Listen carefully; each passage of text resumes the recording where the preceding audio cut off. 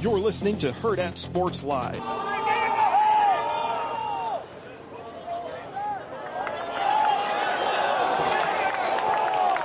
He knows it now. And it's wire to wire for Wyndham. Let's go! And a second U.S. Open championship. Ballagin, it's a step on Scuffle. Ballagin to the byline. Ballagin into the middle. Dead! It's the United States once again on the board early. Ricardo Pepi was in. Was it perhaps last off the defender? Who cares? It's 1-0 U.S. He's gone, that's it. And the Sooners behind LaChance's 2 bombs move 1 win away from a championship. Another one driven to right. Thanks for playing. Owen Hall goes yard. It's 4-2 Carolina. The 3-2 to Nicholson is lifted to left and it is deep. Did Cooper Nicholson go yard? Bang near the wall and it goes over for a 2-run home run for Nicholson. Harris bounces one. This could be it. Gallagher steps forward and he got him.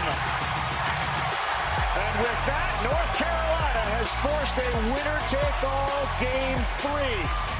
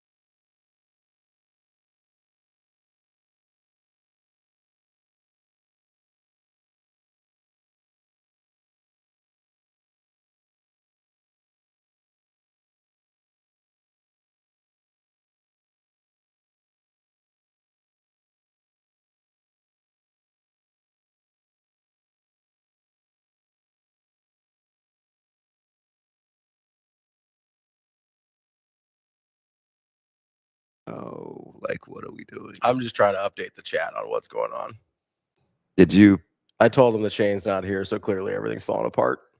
Well, the only person that's happy about this is Shane, because I'm chomping at the bit for him to get Wally pipped anyway. There we go. We're back. You know what I mean? You know what I mean? We're back. Hey, I meant to ask you something too. What's that? Do you want to know what? I'll tell you both my shower thoughts. Oh yeah, absolutely. Do I look blacker to you? I mean, I meant like more like dark. Do I look dark? I don't know how to answer that.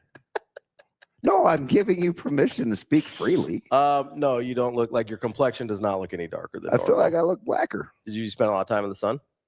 Yeah, but as you know, I'm not exposed. I mean, your like face still gets, some sunlight. Yeah, I feel extra brown. Do you? Yeah, I think AJ's making a funny with the lights because he knows I hate them. I'm very dark lately. I've been lying in the sun a lot. No, I didn't recognize you at Battle of the Boneyard or Really? State 7-on-7. Yeah.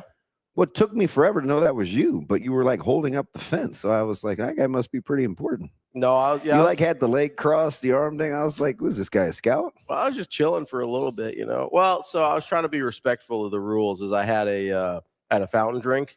Yeah. I didn't want to bring it onto the field because, sometimes people are a little iffy about having, and I'm not an athlete, so I didn't feel like I had the. Don't they know you play tennis? Yeah, but it wasn't a tennis court; it was a football field. You and Serena? I'm excited about that. That's exciting. I'm excited. I am glad that you. I was kind of joking with you, but I kind of was. I'm glad that you can cheer for a non-team oriented black athlete because I know you. I like lots of black athletes, but they typically play on teams. You threw out Tiger, but you have options. The whole Coblin Asian thing. I just like Serena outside of her husband is pretty black. Her husband's pretty white. Yeah. What do you think their bank account looks like? It's a lot of zeros. I mean, just a lot of zeros. Man. I know he does pretty well, but I think it's mostly her. Probably. He does well. Yeah, I know he does well. Yeah, they probably aren't balancing many checkbooks. Nah, I think they've got a guy for that. He said, nah. Yeah, so that was, and my other shower. What was my other shower? Oh, my other shower question. I don't think you can help me with. Well, we'll try. What we got? So, like, my phone turned over on its own. The SMS, the texting, the going to Google. Remember the whole switching over? Oh, yeah. There's names in my phone that I don't recognize. Like, my mom just used to be Mom. Now she's like Mama D. Somebody in the group chat the other day, Caleb said something about the dean's list, and Juju was on there. Juju. And I looked and I was like, oh, I think this is meant for me, but maybe somebody's in this chat that I don't know. Yeah. Right. But then there was this really nice response and I never responded. Because you didn't know who was in the chat? I didn't know it was. Yeah, that's weird. So yesterday, Caleb sent me a Happy Father's Day deal. And he said, even though you didn't respond to my last lights out message, I'm going to try again. And I was like, oh, I feel horrible. Because it was so it was his name popped up as Juju? Yeah, he apparently was Juju. So I'm wondering if this is my working theory. Because like if I dialed my number, it says Hubs. I'm not Hubs. Not in your own phone, I wouldn't imagine. I'm having a guess here that your phone somehow synced contacts with your wife. Well, who's Juju? I don't know. I can guess who Hubs is, though. I see you haven't changed. I just turned the audio on, all right? I'm just trying to figure it out here. It's like there's all these weird people in here, and I'm like, Headley says DB has been known to Juju on that beat. I saw Juju this weekend at Battle of Boneyard. He's pretty good. Caleb?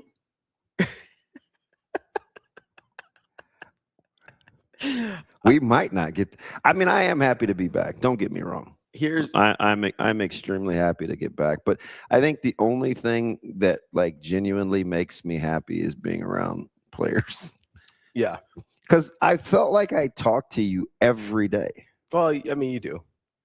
So I didn't really get a chance to miss you. Yeah, although I will say it was significantly less than like normal. I saw him 3 days. I saw Austin 3 days in a row. Well, yeah, he was out at preps every day. I saw Numbnuts Rico on Saturday. Numbnuts? We can't hear you. That's probably a good thing. This little dude is like the Pied Piper. He just comes bebopping in the Battle of the Boneyard event. Yeah. And he like holds court. I'm like, this dude's kind of funny. I have never seen you smile like that. When? At Battle of the Boneyard. When you said you've genuinely happy around players. Yeah. It's the biggest smile I've ever seen. Yeah, like, so that's kind of my wheelhouse. Yeah. And did you see? So I don't know why, and I appreciate it. Like, I really, really do. But for some reason, Jacory has taken a liking to me. Oh, okay. So we're kind of standing, and he comes and he just puts his elbow on my shoulder. And we're just like talking. And I was like, oh, this is kind of how I am. I I usually do this to other people that I like, and it makes them uncomfortable. Now that it's done to me, I'm uncomfortable. You're like, I don't like this. You're like, I don't know about that. Ja'Cory is bigger than I thought he was. Hey, listen, so he looks good, but here's the thing. So, everybody's like complaining and the uniforms and the players are like they worry about all the wrong things, right? Do you know what he was saying to me? Because that was probably what, 7:00. Yeah, because had the semi started. Oh yeah, Domo just got beat. Domo just got beat. So that was quarters. 7:30. So it was like 7:30. Domo on that beat. And I was like, Ja'Cory, I said, what are you still doing here? And he's like, man, we got to do the uniform reveal. He said, I have a recruit, but they're over there eating at Capitol. I said, I saw you this morning during your workouts. He's like, man, I've been here all day. I just want to go home. Yeah. And I said, oh man, I get it. Like, it's a long day for some of you guys. And he's like, man, just hoping, man, it's like, just got to put in the time, man, if you want to reap the rewards. And I was like, I think everybody's starting to get it. Yeah. Right. Like right then and there, I felt like, really good player, could do lots of other things. Like, he's putting in his time because it's part of something that's bigger than him. Yeah. You know what I mean? So, he went and he chopped it up with the recruits and the players. Like, those are long days because they're not missing. Saturdays are supposed to be relatively optional, but they're not. Yeah. Yeah. They're not. You're either doing your rest or recovery or you're getting a workout in. They call it active rest, because Caleb had to move and he didn't leave the stadium until like 12:15. Yeah. I was like, man, I get it. Sometimes people think you don't know what's going on until you know what's going on. But this little dude comes bebopping in, telling jokes, still on his Knicks high, which, by the way, should be statute of limitations on that thing. Like, that was absolutely not. That was a long time ago. So this is a good question, actually. And he's like, I've been here since 3:30. I was like, 3:30? I wasn't even there the longest. I think Brunts was there since the big man camp. So, like, Brunts was there all day. But at least he went home. By the way, that big man camp was so you don't really know what you're getting. I'll peel this back. Okay. So anyway, he said 3:30. I was like, 3:30? I was like, these players were getting tours of the stadium at like 10:30. Like, I've been here all goddamn day. Like, 3:30 was when we took our first break. Yeah. I tried to get Knucklehead to eat, but he's like, nah, I'm good. Anyway, that big man camp, you never know what you're going to get really in terms of, because it's 28, it's 29s, it's 30s. Like, it's young guys. Kids. Yeah. There's like 7 or 8 Division I caliber guys there. Really? And I think they offered like 4 of them. Really? And all the old Corey Brown, like, those guys were just talking about how surprised they were with the level of talent, because you don't really know. Like, some of those guys, the first time going through a weekend like that with the big man camp and then Battle of the Ball, like, it's clearly another revenue stream. Yeah. It's very good promotion, but the coaches, and you're also on you're on an OV weekend. Yeah. So it has to be super well coordinated, right? It's more than just, oh, here we go, I hate these uniforms, they're dancing again. You know what I mean? It's like, listen, man, when you're trying to win games, what else are you doing to put yourself in a position to win?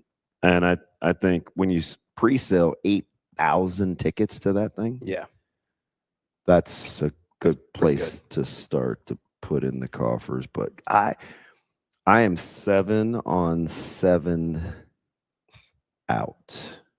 I like it in small doses. Wednesday, Thursday, Friday. I told the funny joke. It wasn't even funny. Remember I was telling you and AJ about Millard West and Trae and Tay? Oh, yeah. Yeah, I had no idea that would morph into Friday.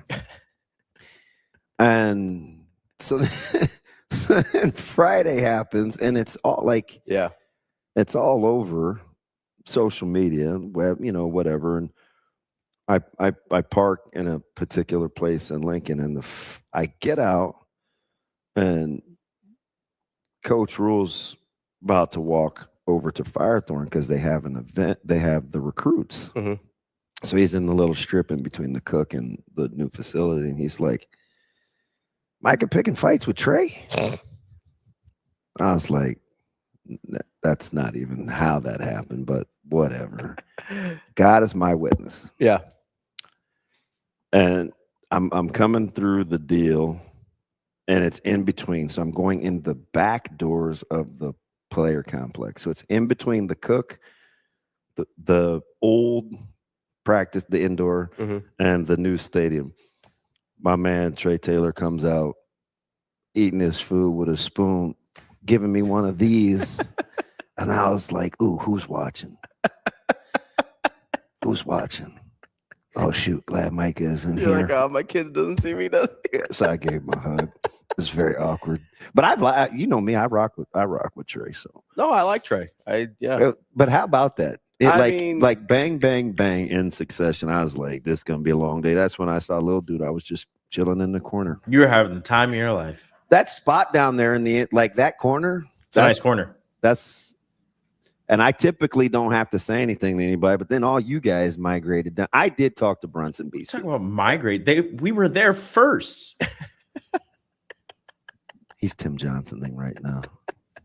He really is. What are you talking about? Then EJ had to come say hi to Christofferson and Brunts were sitting down there the whole time. That was their spot because I had just been down there. That's where the game was. Yeah, I had just been down there, but I walked away. I saw you walking in the front door. So you know who was there the longest?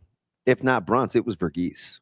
Well, that makes sense. Because we had some fantastic talks about, because now he's on everybody's show. Yeah. And we were just talking about like the differences and like kind of how he got started and what he thinks. Like he's exceptionally bright too.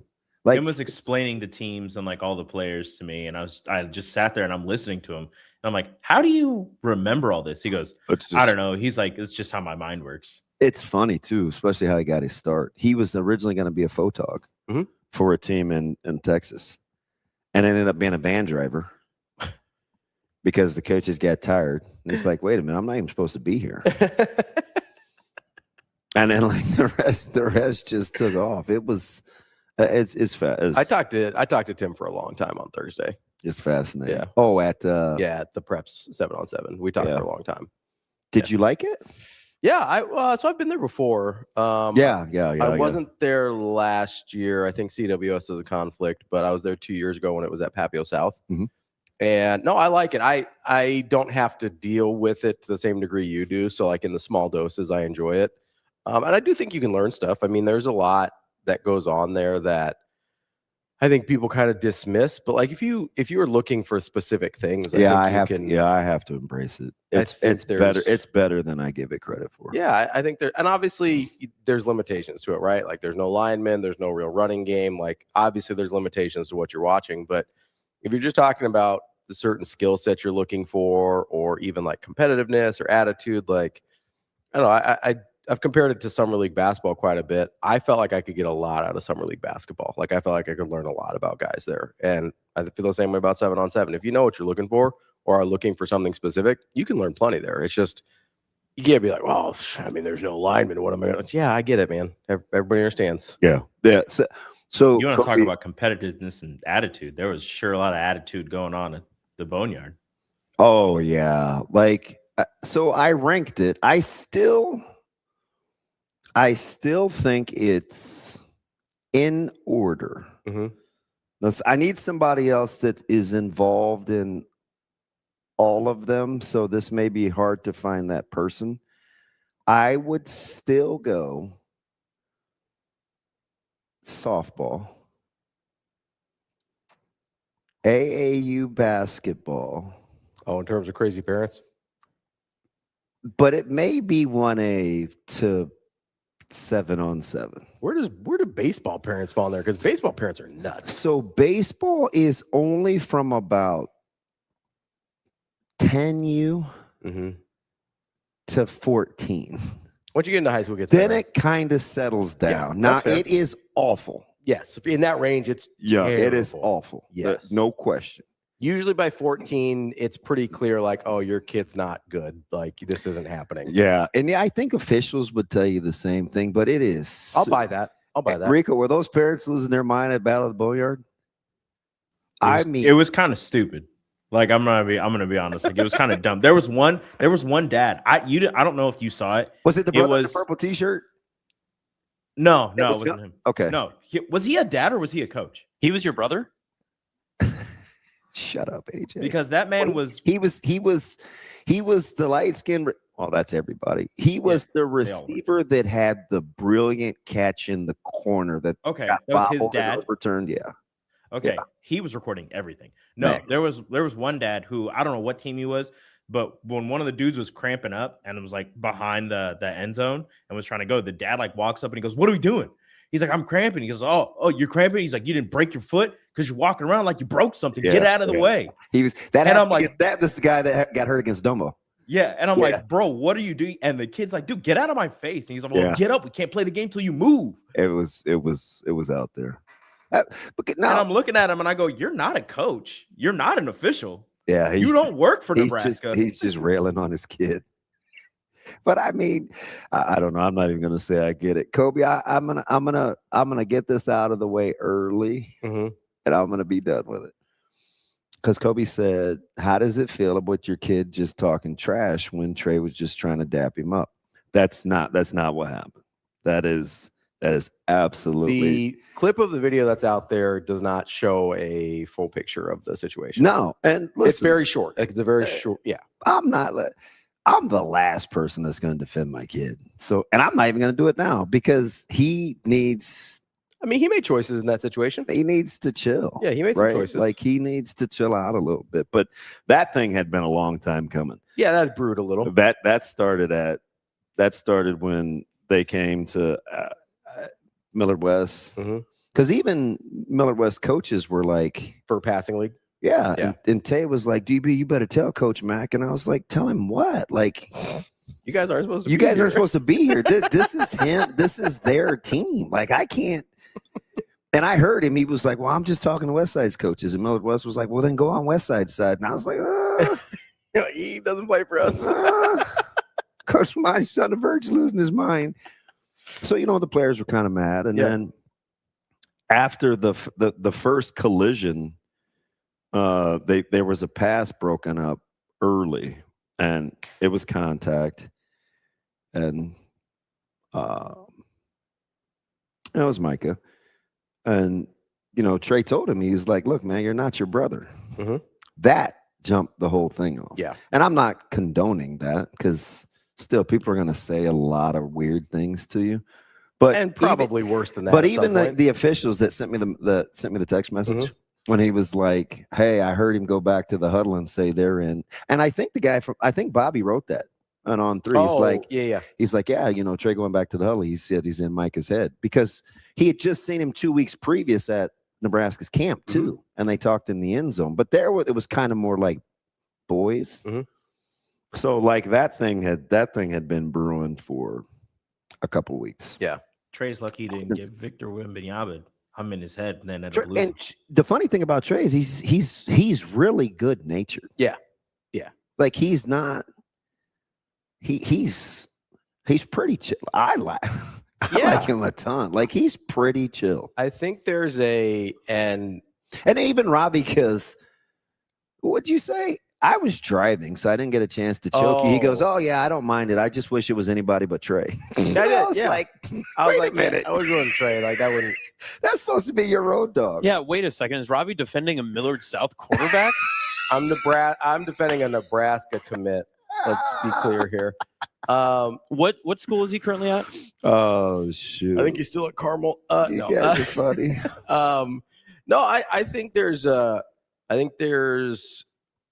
and I feel comfortable saying this because I think I was very much like Micah for a lot of my life. There's a lot of things, like characteristics that are similar, but like there is at some point he's going to have to put a regulator on that thing to figure it out a little bit because there's I've said that from the jump, and I get it, right? Like there's certain personality to this day still, but I'm at least aware of it. To this day, there's certain personality types of people where they're not doing anything wrong and I'm like, I kind of hate you. And it's a me problem, but I'm aware that it's a me problem now. When I was a kid, I used to think it was a them problem, right? I'm like, oh, they're full of bleep or whatever. And it's like, no, this is a me problem. I need to just internalize and own that, as opposed to be. And I don't know the situation. Like you said, Trae seems pretty good natured most of the time. Like, kid rides for Nebraska. Like, I'm cool with it. And so I'm probably going to default to, maybe this is just a personality type clash here more than anything. But at some point, you kind of have to realize, like, hey, there's certain types of personalities that I'm just not going to jive with, and that's not their fault. It's just how I'm wired, right? Yeah. And that seems a lot like what's happening between Trae and Micah from the outside. Yeah, and it's whatever. And Cap, it looked like it's the first time. Like, he can be so stupid sometimes, but the video that's going around doesn't do justice. Like his 6th for the weekend for that deal. I was gonna say he had like 3 on Thursday when I was there. Even Dvorak was like, "Oh God, he's made himself a lot of money this weekend," and I was like, we'll see." But anyway, it's a them thing. It's a him not.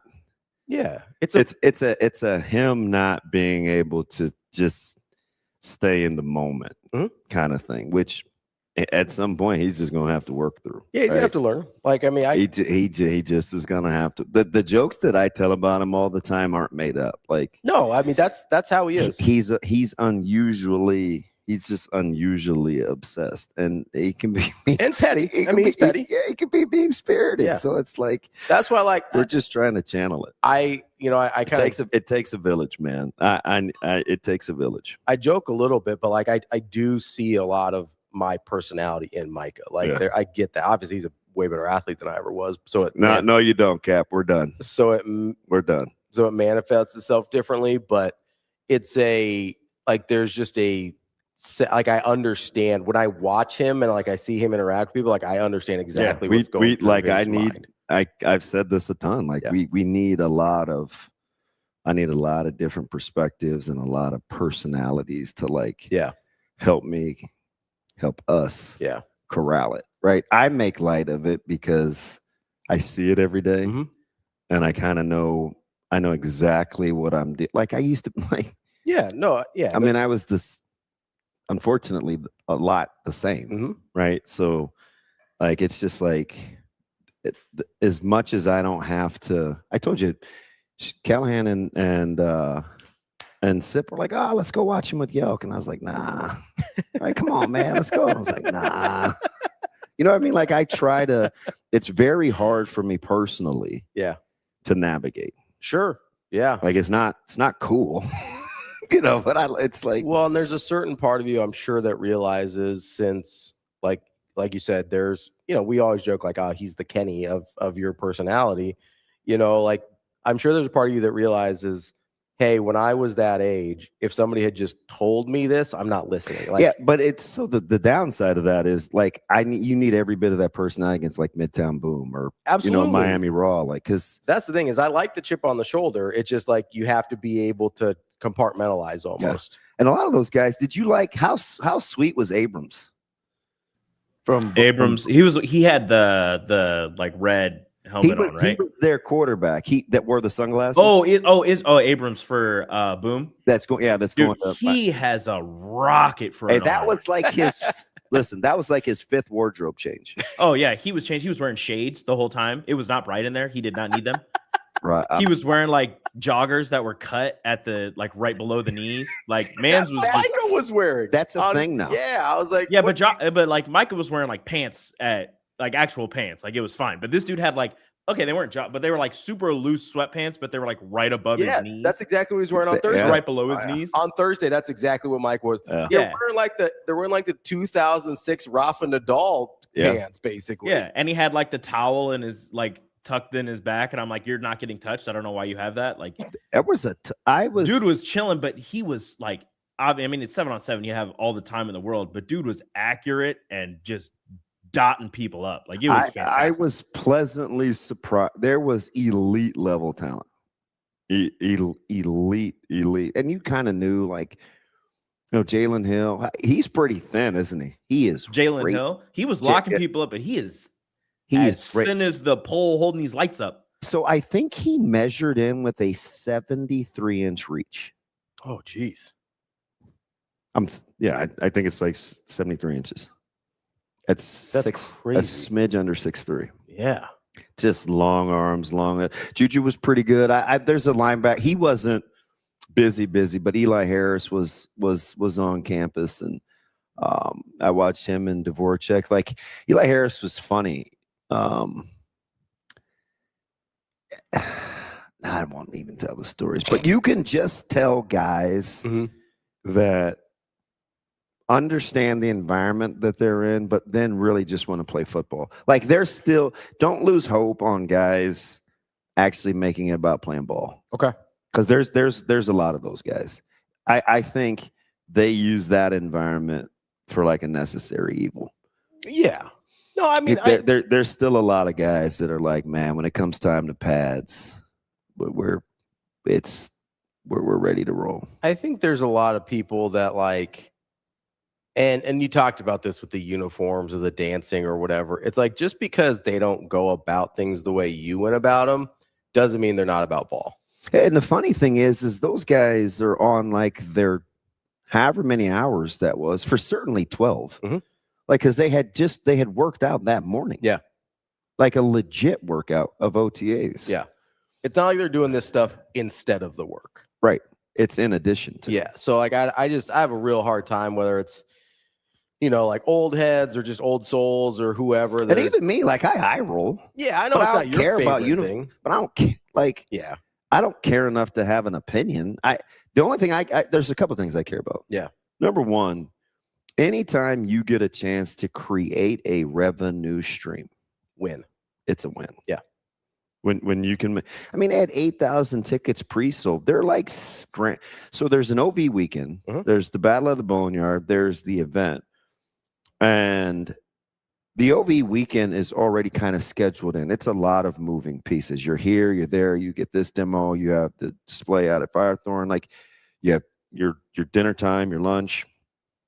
And in the meantime, they're coordinating with the setup on whether they're going to be able to have it in the stadium or have to move it indoors. And then what are you going to do with 8,500 people or whatever? Yeah, if you have to move it indoors. The logistics to kind of pull what they pulled off. That's like, I'm behind the scenes. I'm like, that's a headache. Yeah. So appreciative isn't the word because it's not really me. Yeah. But I do admire the ability to work under duress without bitching.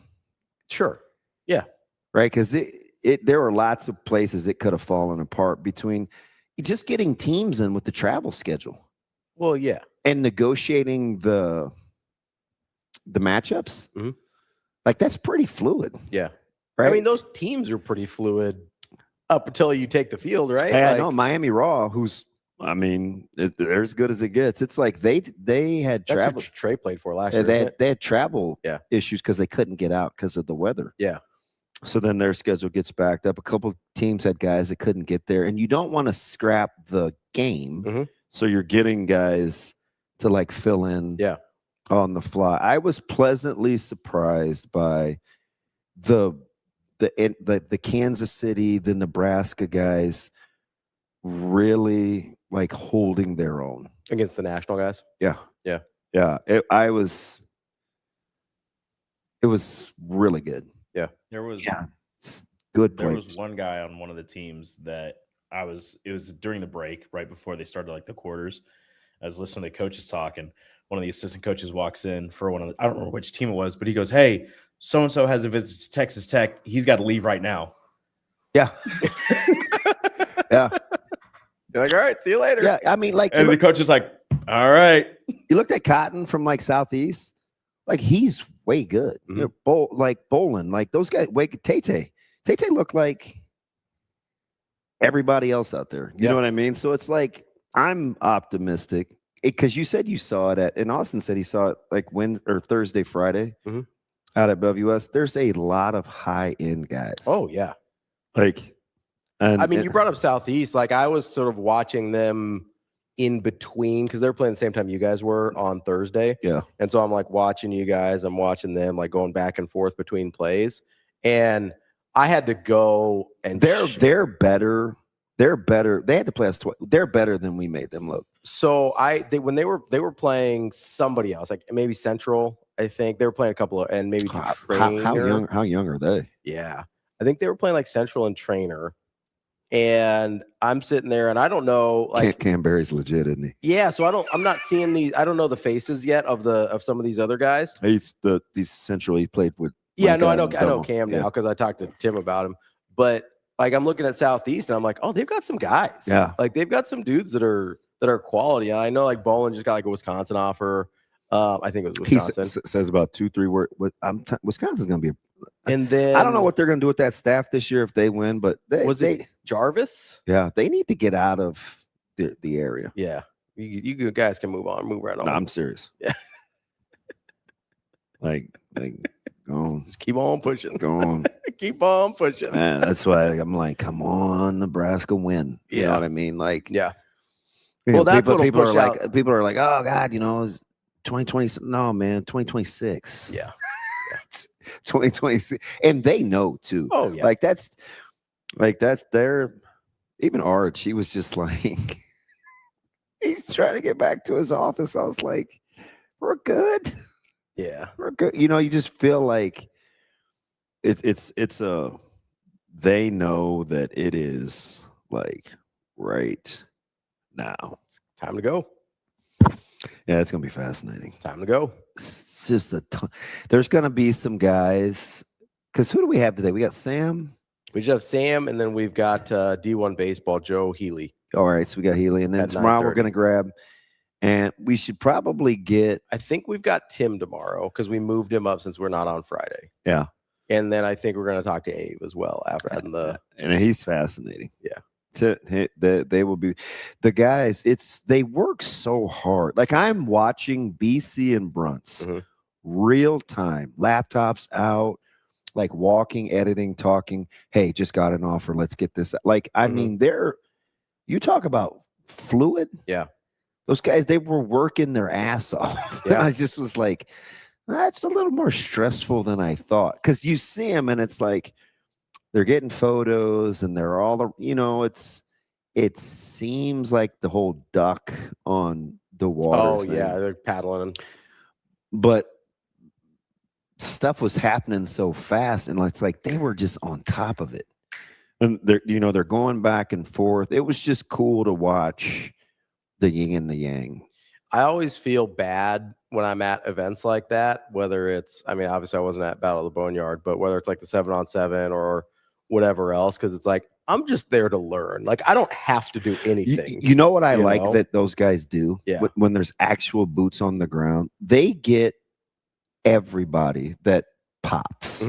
Right. So they're clearly not just. Sometimes I think when we label all recruiting guys as like a certain way, there are some guys that actually like pay attention to other than just what you read about. Yeah, like, oh, hey, these are 3 guys I need to look at, right, and then whatever. Right. Like, if you watch the guys, and I think a lot of the people in our market are really good at this, whether it's Tim or BC or Brunts or whoever else, is they're really good at being like, oh, that guy looks good, I should go talk to him. Or like, even if they don't know who he is or what his situation is, like. And Brunts doesn't come off like a football head, but he's pretty good. Yeah. He like, we kind of defer to him for baseball. He knows what he's watching. Oh, yeah, absolutely. He absolutely knows what he's watching. He's been doing this a long time. Like, for sure. Yeah. But in an environment like that, and he's been to a ton of big events, but in an environment like that with rosters that are so fluid, like their ability to go get and collect information is fascinating. No, they do a really good job. And it's fascinating to watch them work, especially when I'm just observing, right? Like I'm just wanting to learn about people. So like I don't have any responsibilities. I'm just like there for my own education. It's not like they're printing out and handing you rosters. No, you're like, who's that? Like you're like going around everybody. You have what you think is coming and then what actually shows up. Like you're going around everybody. You're like, do you know who that is? Well, I think it's him and whatever. And it's kind of a a real fluid situation when you're trying to figure things out. And you're probably going to embarrass yourself more than a couple times going up to a kid thinking he's somebody that he's not. But what are you going to do? Wait, what did Lee say?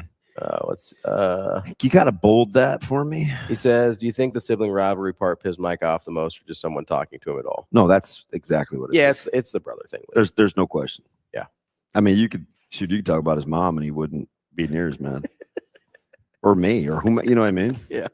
This doesn't.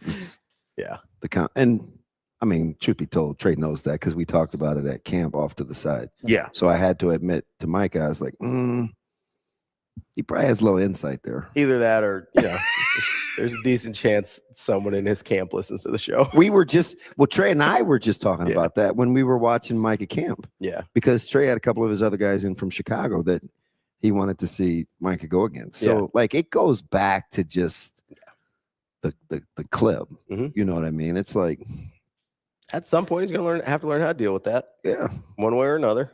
He's funny. He told on himself right away, though. Did you see that? Yeah. So it's like, I know, man. It's like, all right.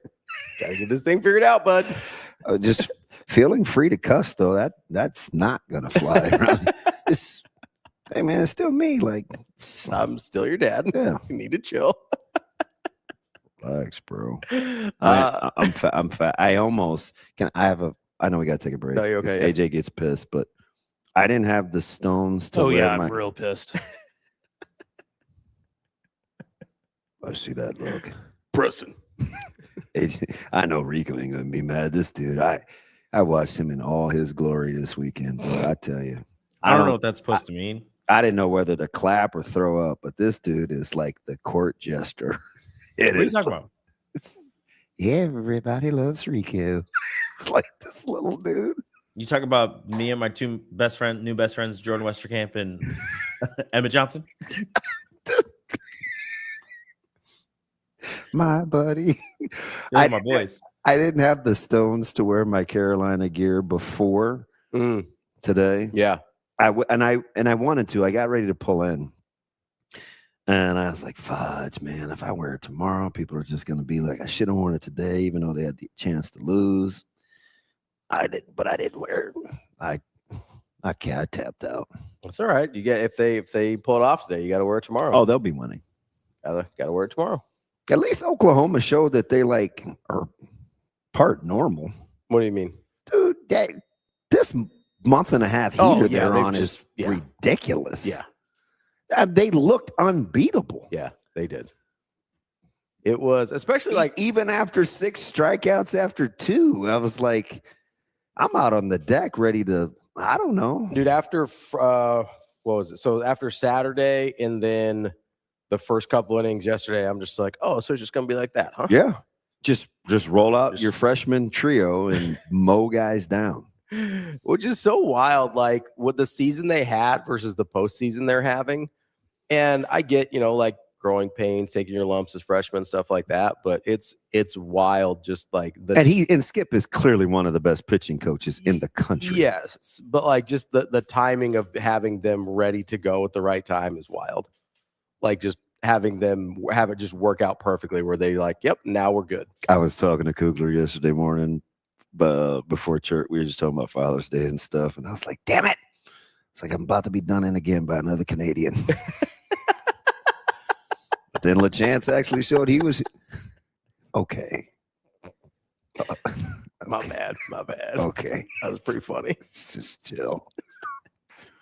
But LaChance, go ahead. Sorry. Go ahead. I'm good. Foreman too, by the way, Rico. I almost got stuck in an elevator with What'd Foreman do? His first. Yeah. North of Bort, yeah. Yeah, he tells that story all the time. Dang. Oh, does he? Yeah. He's funny. I think he said, this is dangerous territory. I think he said this story on air. I might not say it. I'll wait in the break. You bailed out of that in a hurry. Better take a break then. I think I'll say it. No, I'll wait till the break. Yes. So I was like, at least he showed he was normal too behind the dish. Yeah, I almost got stuck in an elevator with Foreman at the CWS. We Yeah. were at the hotel across the street, because we had parked over there and just happened to be in the elevator at the same time. And that thing was moving slow. We both just kind of looked at each other like, this is about to get real weird. Nah. And then it finally moved. Ooh, wee. And I was like, all right, Jake, we'll see you later. Wow.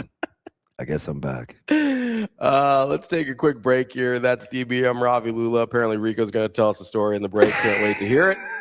And then I will decide whether or not it goes on the air or not. Hey, Scott, and he's been there. Like, he's practically had to live down at the CWS. Oh, Their yeah. fans are Oklahoma. That's a confident bunch. Yeah. Well, I mean, why wouldn't you? You know? Like, they gotta run it. All right, let's take a quick break. We will be right back. More Hurrdat Sports Live coming up next.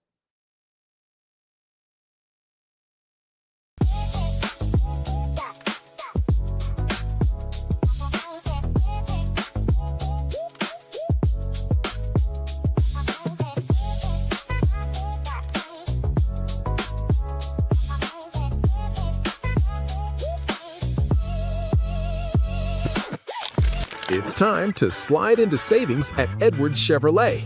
Lease the 2026 Chevy Trax LT for just $349 a month, $0 down with your first payment due at signing. 2 great Chevys, 1 big June event. Slide into a 2026 Chevy Equinox LT for just $399 a month, $0 down with your first payment due at signing. Get to Edwards Chevrolet today. Together, let's drive.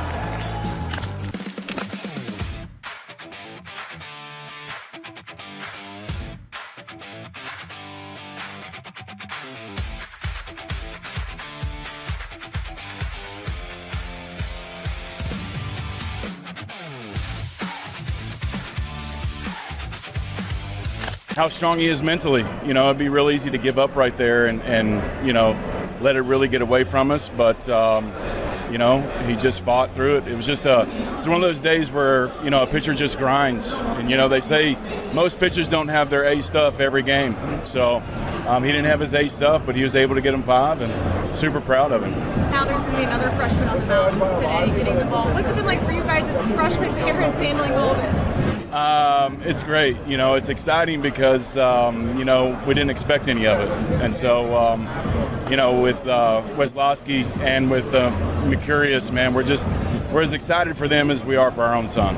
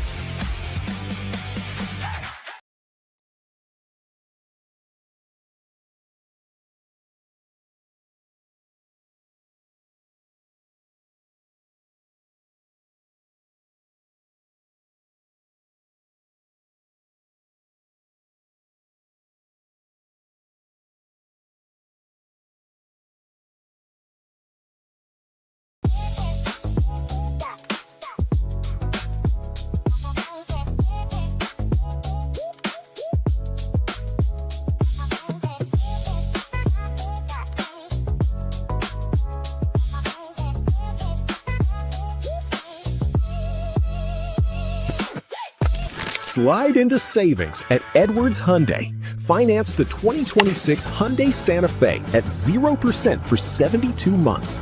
This June, the savings are as big as the season. We've also got the 2026 Hyundai Kona SE all-wheel drive. Sign and drive starting at $287 a month with 0 down. Don't miss this pitch. Slide into savings at Edwards Hyundai.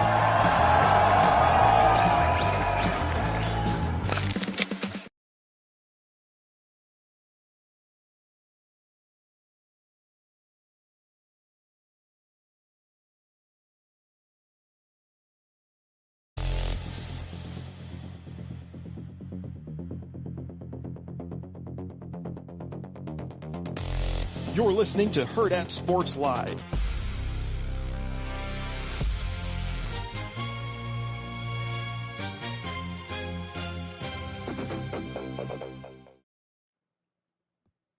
Welcome back, Hurrdat Sports Live. Is that how that's supposed to work? I don't know. That's DB. I'm Ravi Lulla here at Hurrdat Sports HQ. We are, just hanging out here on a Monday. Just hanging out. I can't even see this. There's too much glare on this, Rico. And the Rockets. Oh, red glare. Whoa. That's actually how my voice is. So it's kind of why? We could. Why are you moving it? Why are you raining on his parade? He already had his. Let him have his moment. All right. Nobody can see what this is anyway, but it's fine. It's Madison Square Garden. It says New York or nowhere. Oh, good. Hey, did you guys finish burning down your city? Nice work, Nick. Yes, it's done. I thought the whole riots in New York thing was a little overblown because I don't know. Have you seen any SEC town on a random Saturday in October? Yeah, and who was it? What are we doing here? Auburn's out here flipping cars because they beat Mississippi State. Who gives a shit what's going on in New York? What are we doing? You know what I mean? Hey, it's a random Thursday night game. It wasn't even that bad. In late September, and the college students are burning a town to the ground, but they're like, oh my God, New York, they're so crazy. Burn it down. And it's you won a conference game against the team that's 3-4. Kansas City was pretty chill after the Super Bowl. Is it because they were just used to doing it, or? Yeah, I think so. I mean, you give somebody 53 years. I can't imagine what Boston was like in 04. I can't imagine that was like that. What do you think they would do in Dallas if they won a Super Bowl? I mean, the traffic is already, not that New York is any better, but what would they do in Dallas? What are you laughing about? Rico? Not that I just had a very bad thought. Just say it. No. Say it out loud. No. Say it. Because it doesn't make any sense. It just popped into my head. I'm not going to. That's the best. Zoe goes, is this hair always like that? Yes, Zoe, it is. Rico's crazy. Somebody called me out on the video. They're like, Rico, what the hell's wrong with your hair? I'm like, I couldn't cut it during the Knicks playoff run. I haven't scheduled a damn haircut. I'm sorry. And Zoe's tough. I told Ravi getting out of the car, I'm so over her. I needed a break. I couldn't wait to get back here. Last night when she went to bed, she said, see you in the morning. I was like, no, you won't. You're like, nah, I'm going back to work.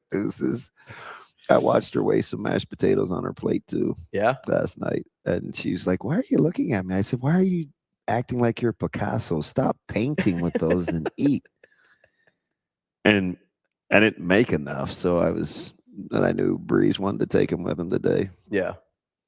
I was just giving her the death look. And she goes, God, you have a face like a porcupine. Just eat. I was like, I have zero control in my house. I remember I used to be good at this. She just makes up stuff. It's totally. I don't even know what that means, but it does sound insulting. So, see, she came in. She was in her room, and Micah was asleep. So I was like, ooh, this is like romper room. So I had the TVs on outside because I was spending most of my time out there. But occasionally I come back in and check on Biggie because he's still wearing the cone, and sometimes I take the cone off. Did you like his face? Yeah, it looked pretty good. Was that pretty good? Did you show the guys the pictures? I don't know if I. Oh no, you sent it to the whole group. You sent it to all of us. Oh yeah, you should. Hey, you should show the stream those pictures, Austin.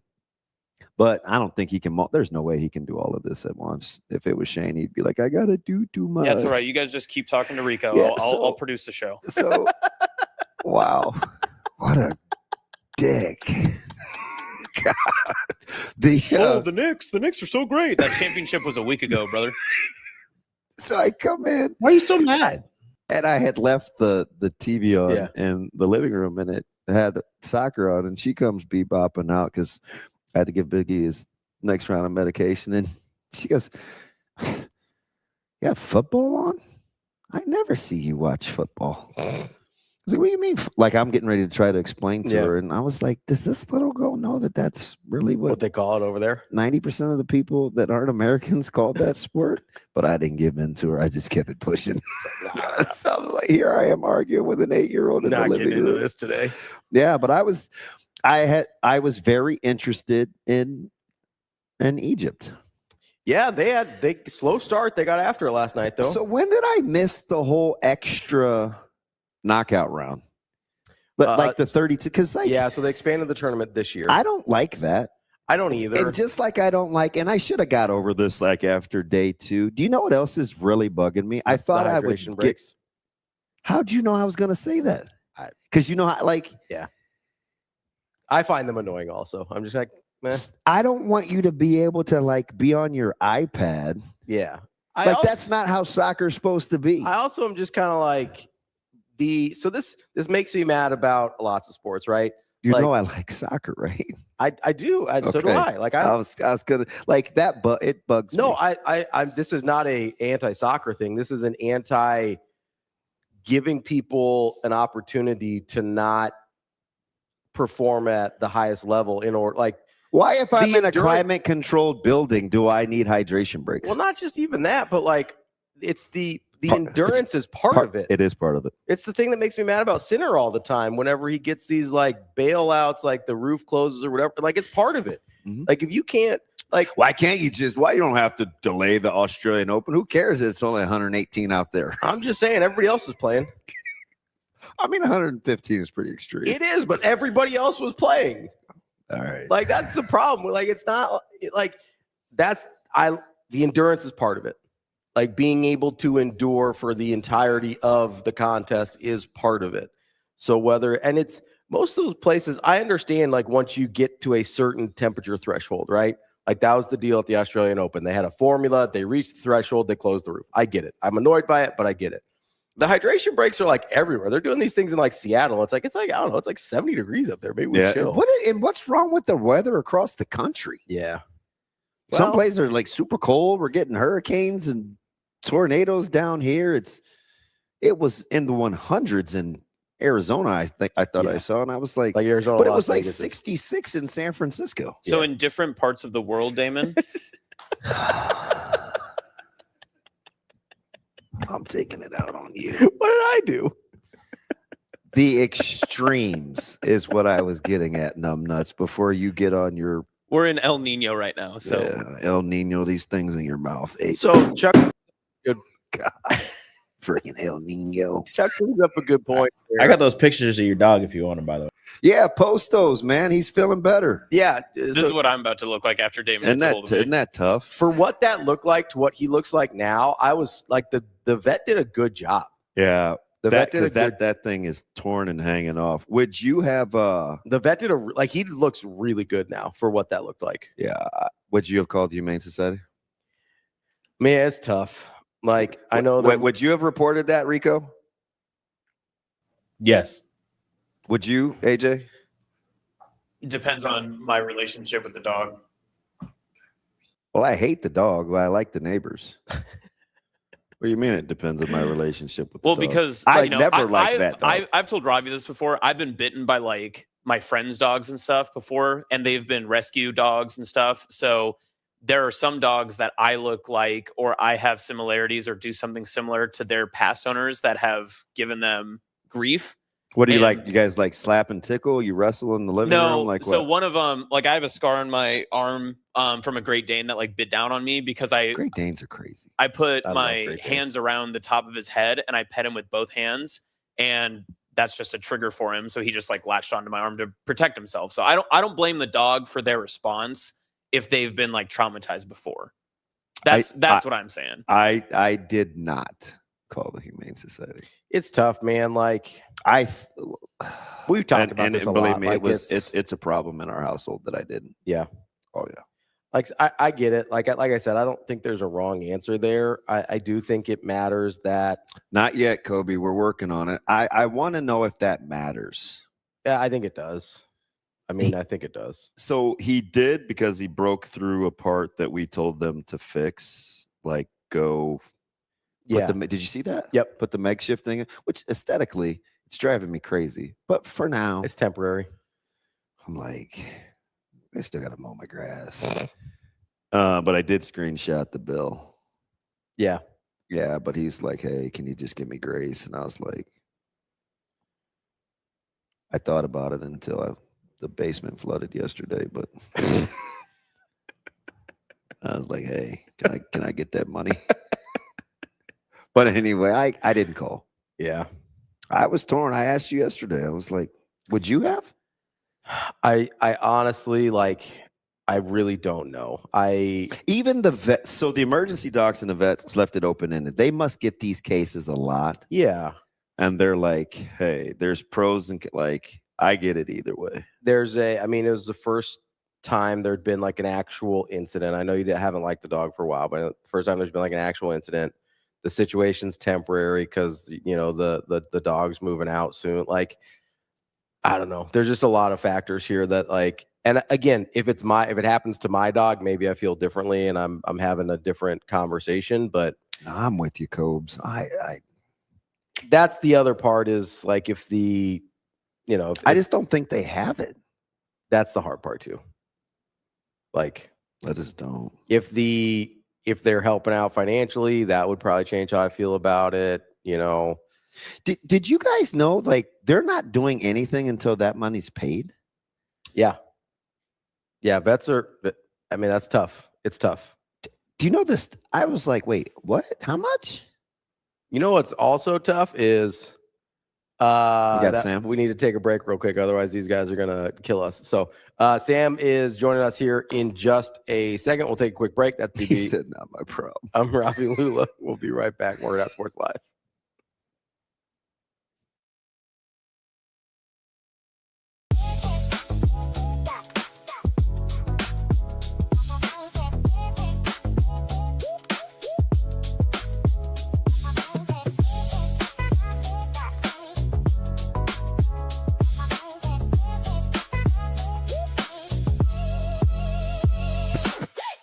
The Kia Summer Sticker Sales event is on at Edwards Kia.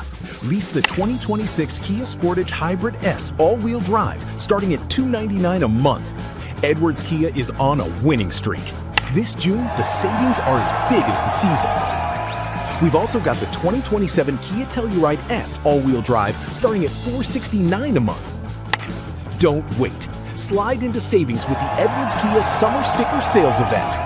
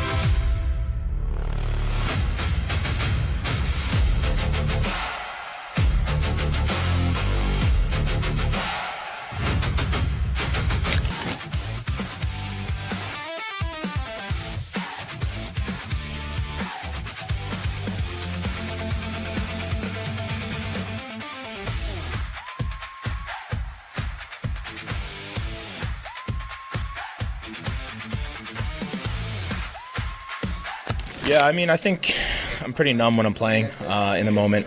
After the game broke down a little bit, the emotions kind of came flooding out. seeing my grandma in the stands and my mom and my siblings. But I just think our coaching staff does a great job of just loving us, each one of us individually, and I think that's what I lean back on days like today. Yeah, you told me that you'd be talking to your father under your breath. Did you have any of those moments before any of your at-bats? Well, I was telling him to make the left fielder drop the ball, and that happened. But no, I just think about all the memories that we have together in the field, and some of the lessons that he's taught me baseball-wise. Just flushing the last play and moving forward. So just thinking about those things during the game.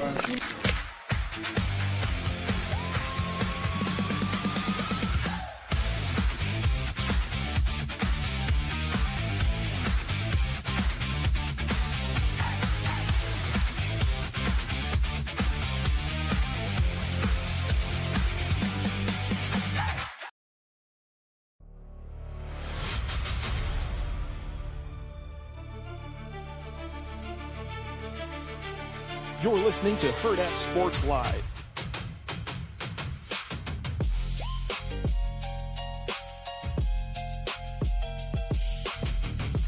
Welcome back, Hurrdat Sports Live, presented by Next Gen Mail Medical. That's DB. I'm Ravi Lulla here at Hurrdat Sports HQ. We are joined now by Sam McKewon from the Omaha World Herald. Sam, how are you doing this morning? I am great. How are you guys? Good. Oh, you sound so crisp. Green eggs. Yeah. Are you stationary? Yeah, I am. Look at that. Okay. All right. Must have caught you on a good day. Yeah. You recovered from that circus known as This Weekend. Isn't that stuff wild how they pull that off?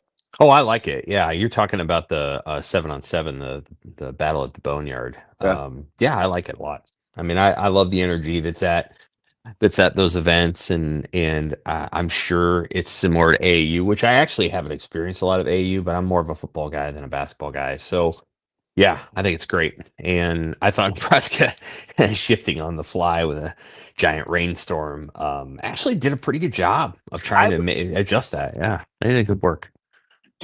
So you and I, that was so fast, and I like it. Sam totally cut me off. He's like, okay, I got to go back to work.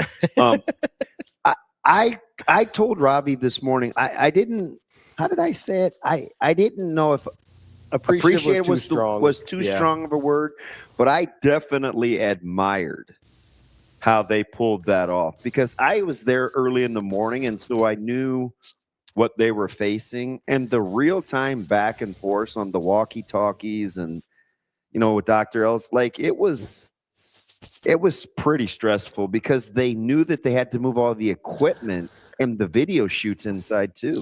Yeah, they did.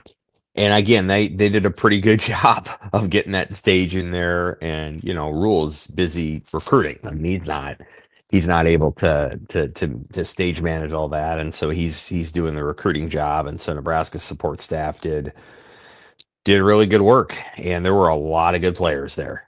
Some of whom are not coming to Nebraska. They're already committed to other teams, and they're not coming here. But there were some really good players who are not committed to Nebraska or not committed anywhere, who I'm sure Nebraska is going to be all over for the next, 18 months, because some of the kids are 28 kids, some of the kids are 29. There was maybe a 27 or two. So it's a lot of fun, and they need to keep doing it, because the level of talent that's rolling through there is pretty high.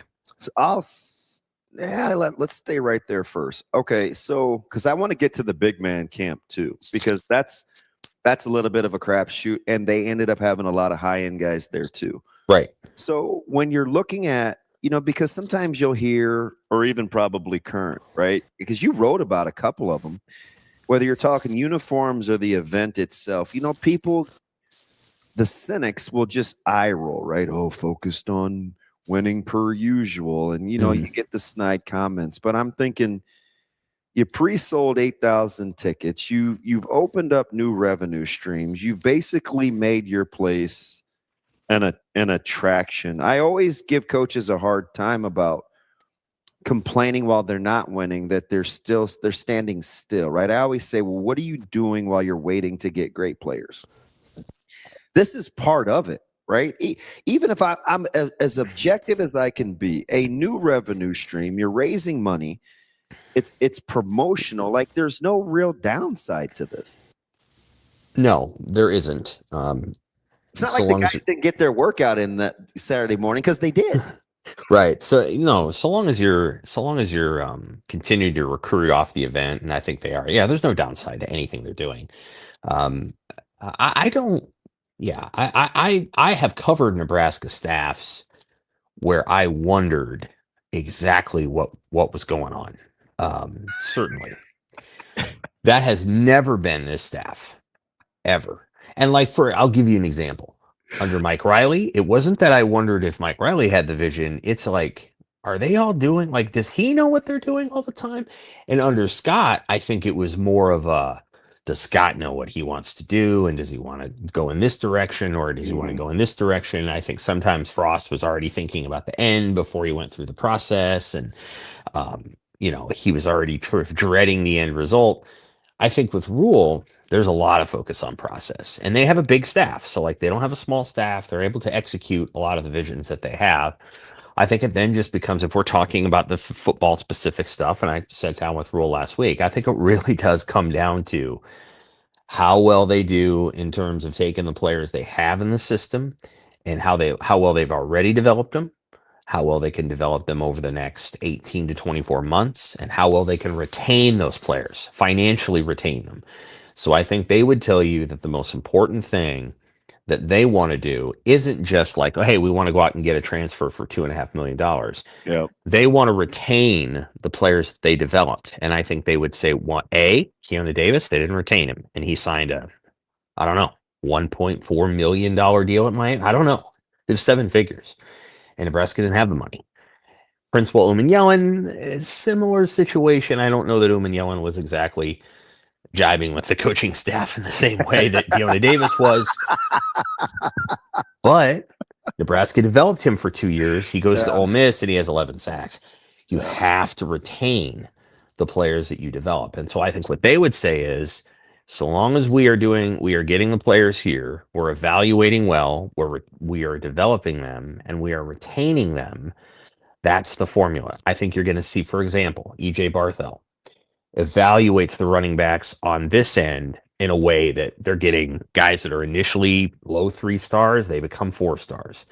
Then when they get here, they get coached hard. The key now is going to be retention. Now, they didn't retain Dante Dowdell. Now, people can say that Dante Dowdell was a one-trick pony, and he kind of was. However, 4th and 1 against Michigan, 4th and 1 against Penn State. Do they get those 4th downs if Dante Dowdell's on the team? They probably do. And so the key is you have to retain the players that you develop. And I'm not saying that Dante Dowdell is the difference between an 8 or a 9-win season. I am saying that if that 4th down against Michigan early in that game is converted, you're not down 10-0.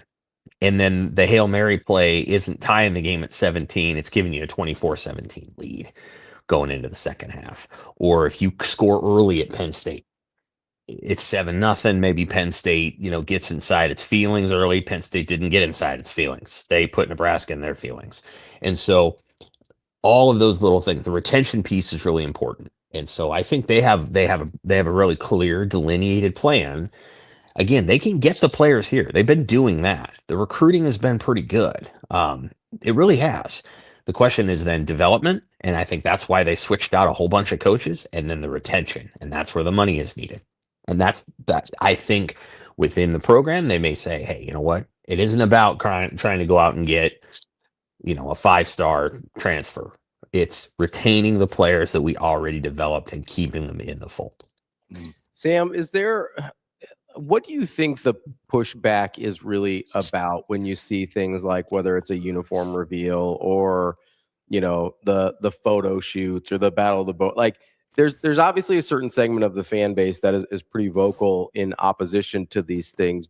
Have you ever been able to put your finger on what their issue is, or is it is that too general? You think maybe there's a variety of reasons? The uniform thing goes back a long ways. So that isn't really recent. I think you can go back. Honestly, they changed the number font, and Damon would know this because he was on the team. They changed the number font in 96. It was different than it was in 95. And I remember people, my first year in school was 96, and I remember people talking about how they changed the number font. and the name font on the back of the 96 team. No. So this has always been a thing with Nebraska fans in terms of the uniforms. Remember our stripe, no stripe? I mean, yeah, I do. And I remember, and see, so I'm a guy that actually likes the all white uniforms. I always have. I liked them when they wore them in, God, 92. And I've always liked them. And other people think that when they put those uniforms on, they're surrendering a game. And I don't believe that. I think players like wearing all white sometimes, not all the time, not every game, but they like wearing all white sometimes. And I think you should have an all white game every year, like white top, white pants, go on the road. I think you should do that. But fans flip out about it. And they really flipped out during the Riley era. They got really upset. They didn't get mad when Tommy won at Missouri wearing them, but then they wore them at Iowa State in 92 as well. So, so like there's that. The other things, like I think the way I would describe the photo shoots in the Battle of the Boneyard piece. They sold 88,000 pre-tickets to that. Yeah. Understand that there's a whole segment of Nebraska's fan base, under 18 and over a certain age, that doesn't even really know that that's happening. Like they don't even know the photo shoots exist. They don't. They don't know. Right. And so like that's not what I think they probably roll their eyes because they're like, the only thing I care about is when I turn on, Fox or CBS or NBC. It looks like football. Yeah, do they win the games? Yeah. And so that segment of the fan base doesn't really care. And it's not that they check out because they'll read our stuff, but they, okay. Then you have the segment that is very dialed into that. And they're split into maybe three camps. Camp number one is I'm a perpetual optimist and it doesn't matter who the coach is. I'm going to love it and I'm going to be excited. And, like that's who I'm going to be. And it doesn't matter. I'm going to support whoever's there. And I'm going to think whatever's happening is fairly cool. And you're going to have to prove to me that group of fans or this team isn't going to make it. Then you have that person who's sort of in the middle, who might be on the side of the coach early. And then he might, he or she might turn. And then you got the ones that are perpetual cynics, because at this point, the program's been not what they want it to be for the last however many years, 22, 23 years. They're typically, from the old Solich camp, or they liked Bo, and they just think all of this stuff is frivolous. And, they forget, one of the things that those people forget is that, Bo Pelini did a lot of stuff. I mean, he did the Harlem Shake, remember him doing that? And, Bo Pelini did goofy stuff, and they forget that. I mean, they forget that he did onto the field. Yeah. Like that's a real thing that happened. It was, and I was actually pretty cynical about that. I thought that was the cat thing. I thought was really cynical because he was trying to rehab his relationship with the fans after saying lots of bad things about him, and he was trying. They were trying. It was an active campaign, to make him seem more likable. And he was the same guy. So, I think that's probably where people are, is there's this group of dedicated people that are just out on the Rhule era. Although like I would probably go to those people and go, what is it you want? Like, who do you want in there? Do you like, tell me what you're not saying vibe. that there's not anybody better. You're just saying, what is it specifically? Yeah, like It's not so much that, like, yeah, like if they shot back at me, well, Dan Lanning, I'm like, yeah, okay, but like He's do got a understand job right now. he does, but beyond that, like Dan Lanning also has his own vibe, like, and not everybody likes it. Like he's got his own juice, and so like, tell me what coach you want. Do you want a coach who has no juice? Do you want like? Did you want Nebraska to have hired Matt Campbell 4 years ago? Because Matt Campbell, they could have. He would have come here. Like, what did you want? Like, what kind of coach style were you looking for? Are you looking for the coach who disappears for 4 months in the summer and never says anything, and then returns and wins 8? I don't know. Like, so sometimes you got to try to dial down. You got to dial into like what exactly. Like, there's people that are like, Daniel Holgerson's not a good play caller, and I'm like. Based on the work he's done at Nebraska, yeah, he's certainly better than the guy that preceded him, And there's pretty compelling evidence that he's better than Mark Whipple was in the 1 year that Whipple was here. So do you know why I always, and again, I wouldn't call myself necessarily an eternal optimist, but I am typically, I like solutions. So I'm always going to take one more crack at it. You know what I mean? Just like, that's my temperament. And maybe I'm so put off by the uniform talk, and because I went through it, right? So the uniform thing bugged me. We went through that. The play calling thing, like, I laugh, right? Remember short side options and running fullback trap and 11 and 19 dive on like 2nd and 9. Yeah. And people would be mad, Sam. Like, I remember we would go to practice sometimes and we would just be like, and Coach Osborne would just remind us, hey, listen, you're playing for, he would remind us what we were playing for and to not be distracted by what people were saying. And we didn't even really know. We just had to right. Yeah. Right. You know what I mean? So it was like, when I hear this now, I'm like, you guys are being so disingenuous. But I'm not comfortable telling people how to fan. I just hate the short-term memory. Like, we're just not being super authentic about it. And let's be honest, Sam, like you brought up, like, Mac. We won, and there were times where we were like, WTH. Yeah. You know? Yes. Like, ooh, Lee said something mean. You know what I mean? Right. And no question. Yeah. I mean, yes. If you go back, like, fans can, thanks to the magic of YouTube, they can go back and watch Nebraska's offense in the late 80s and early 90s when people said that Osborne had fell off.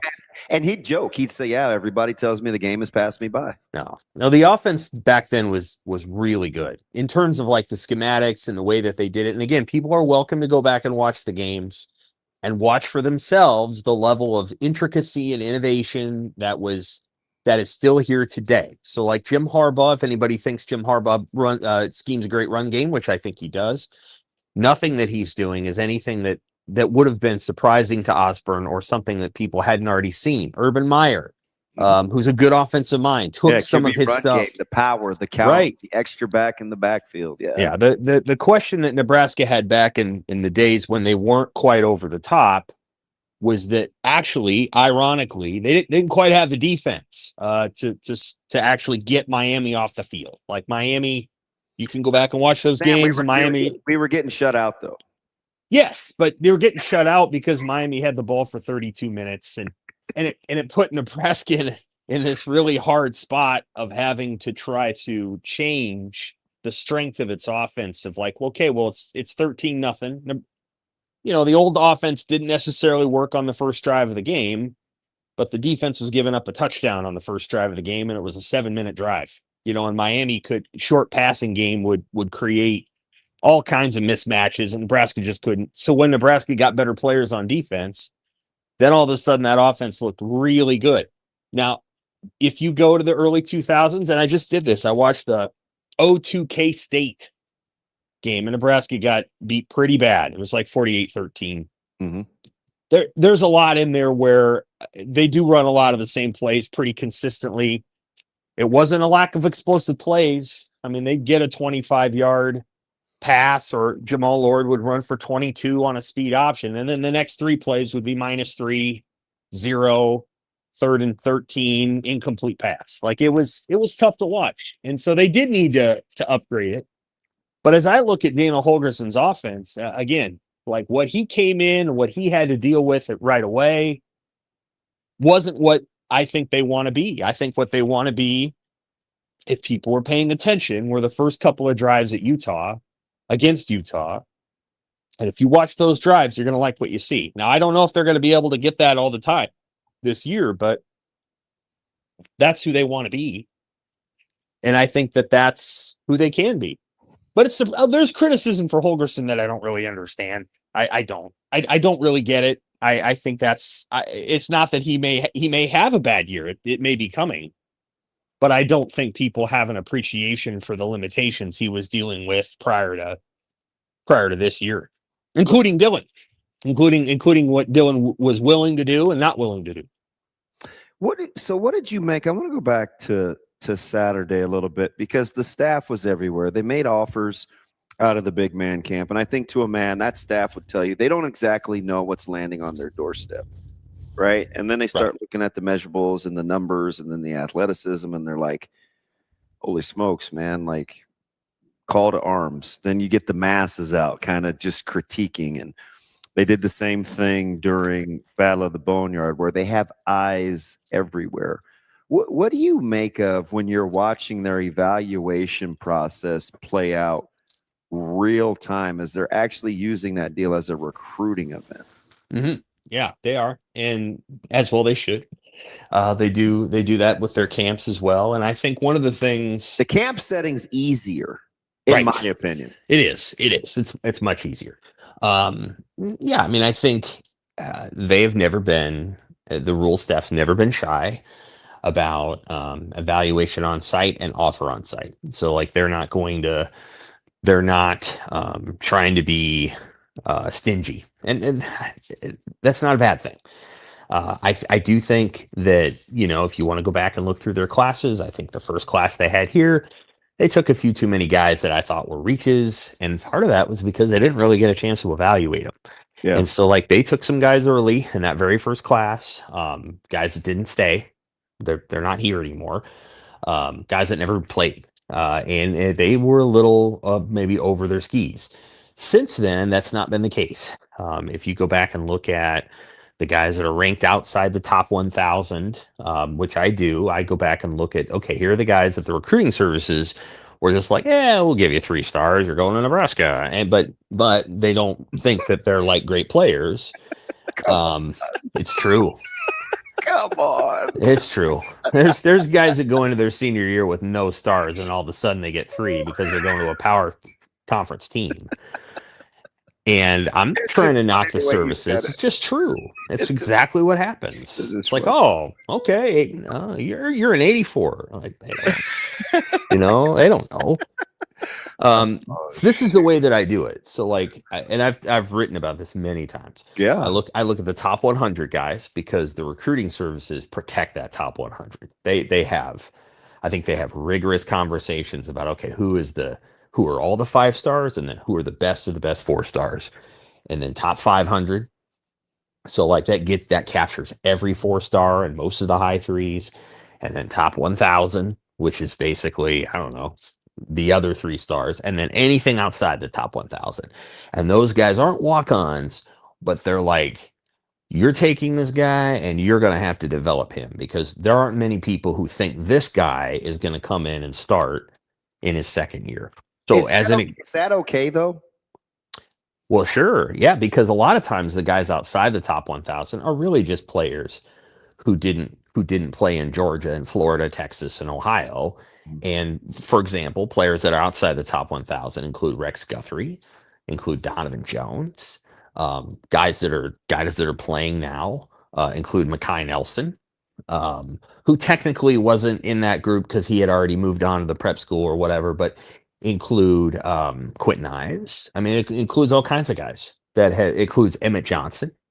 So Emmett Johnson was in that group.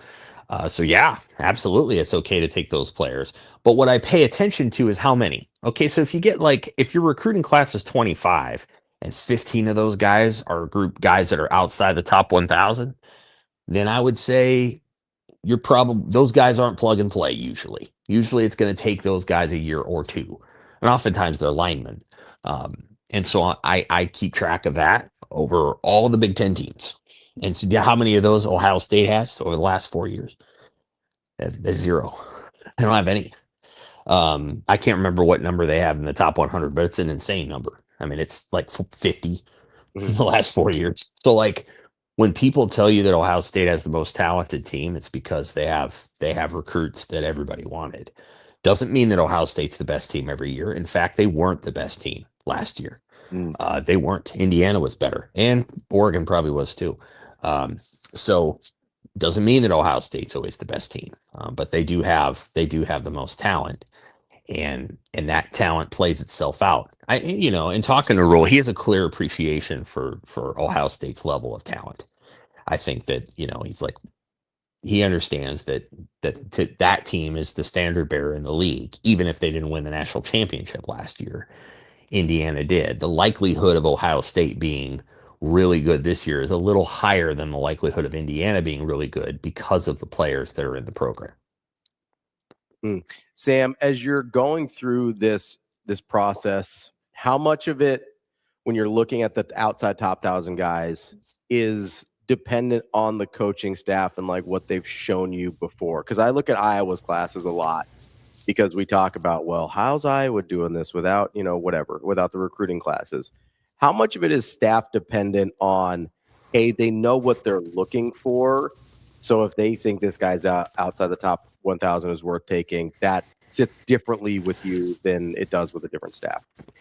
Well, I think you make a great point, that certainly development and continuity, and then some of the guys that they recruit are just guys that recruiting services don't really know who they are. Yeah, I was going to say, what about the F word in addition to his question, right? Like fit. Yeah, it's fit, and it's again, guys that most people just don't. Like I said, they don't necessarily know. You just don't see them, right? Right. Oh, yeah, they don't know who they are. Like this guy got offered when he was a junior, and he went to Iowa's camp, and he plays for whoever,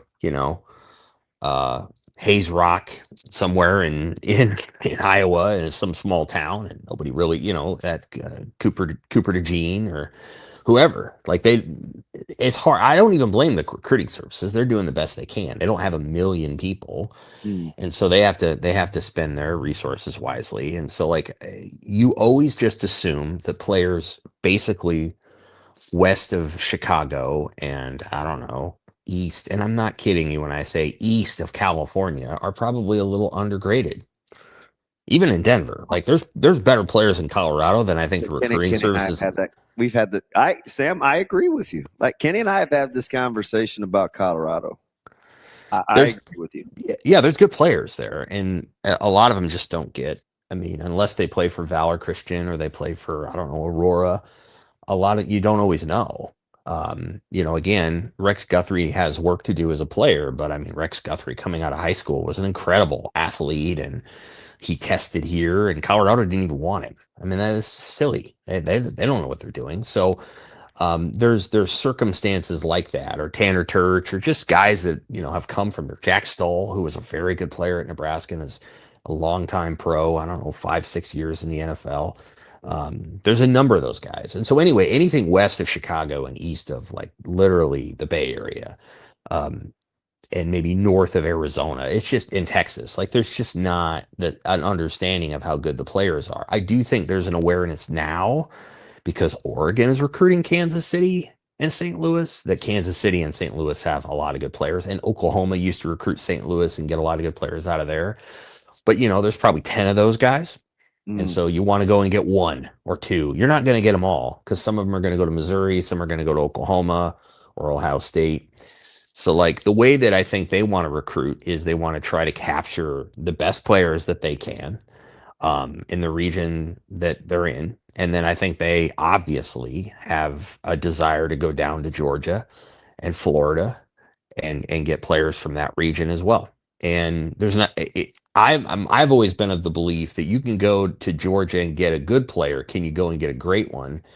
And Nebraska's response has been, yes, we can get the great ones. And Corey Hadley and Jordan Agbanoma are, top 10 recruits in the state of Georgia. Nebraska's never done that before. They've never done that. They've gotten good players from down there, Quentin Newsom and Aaron Williams and but they've never gotten a recruit this highly rated as they have now. Now, I don't know if they can sustain that, but I've said this to people lots of times. This staff can recruit.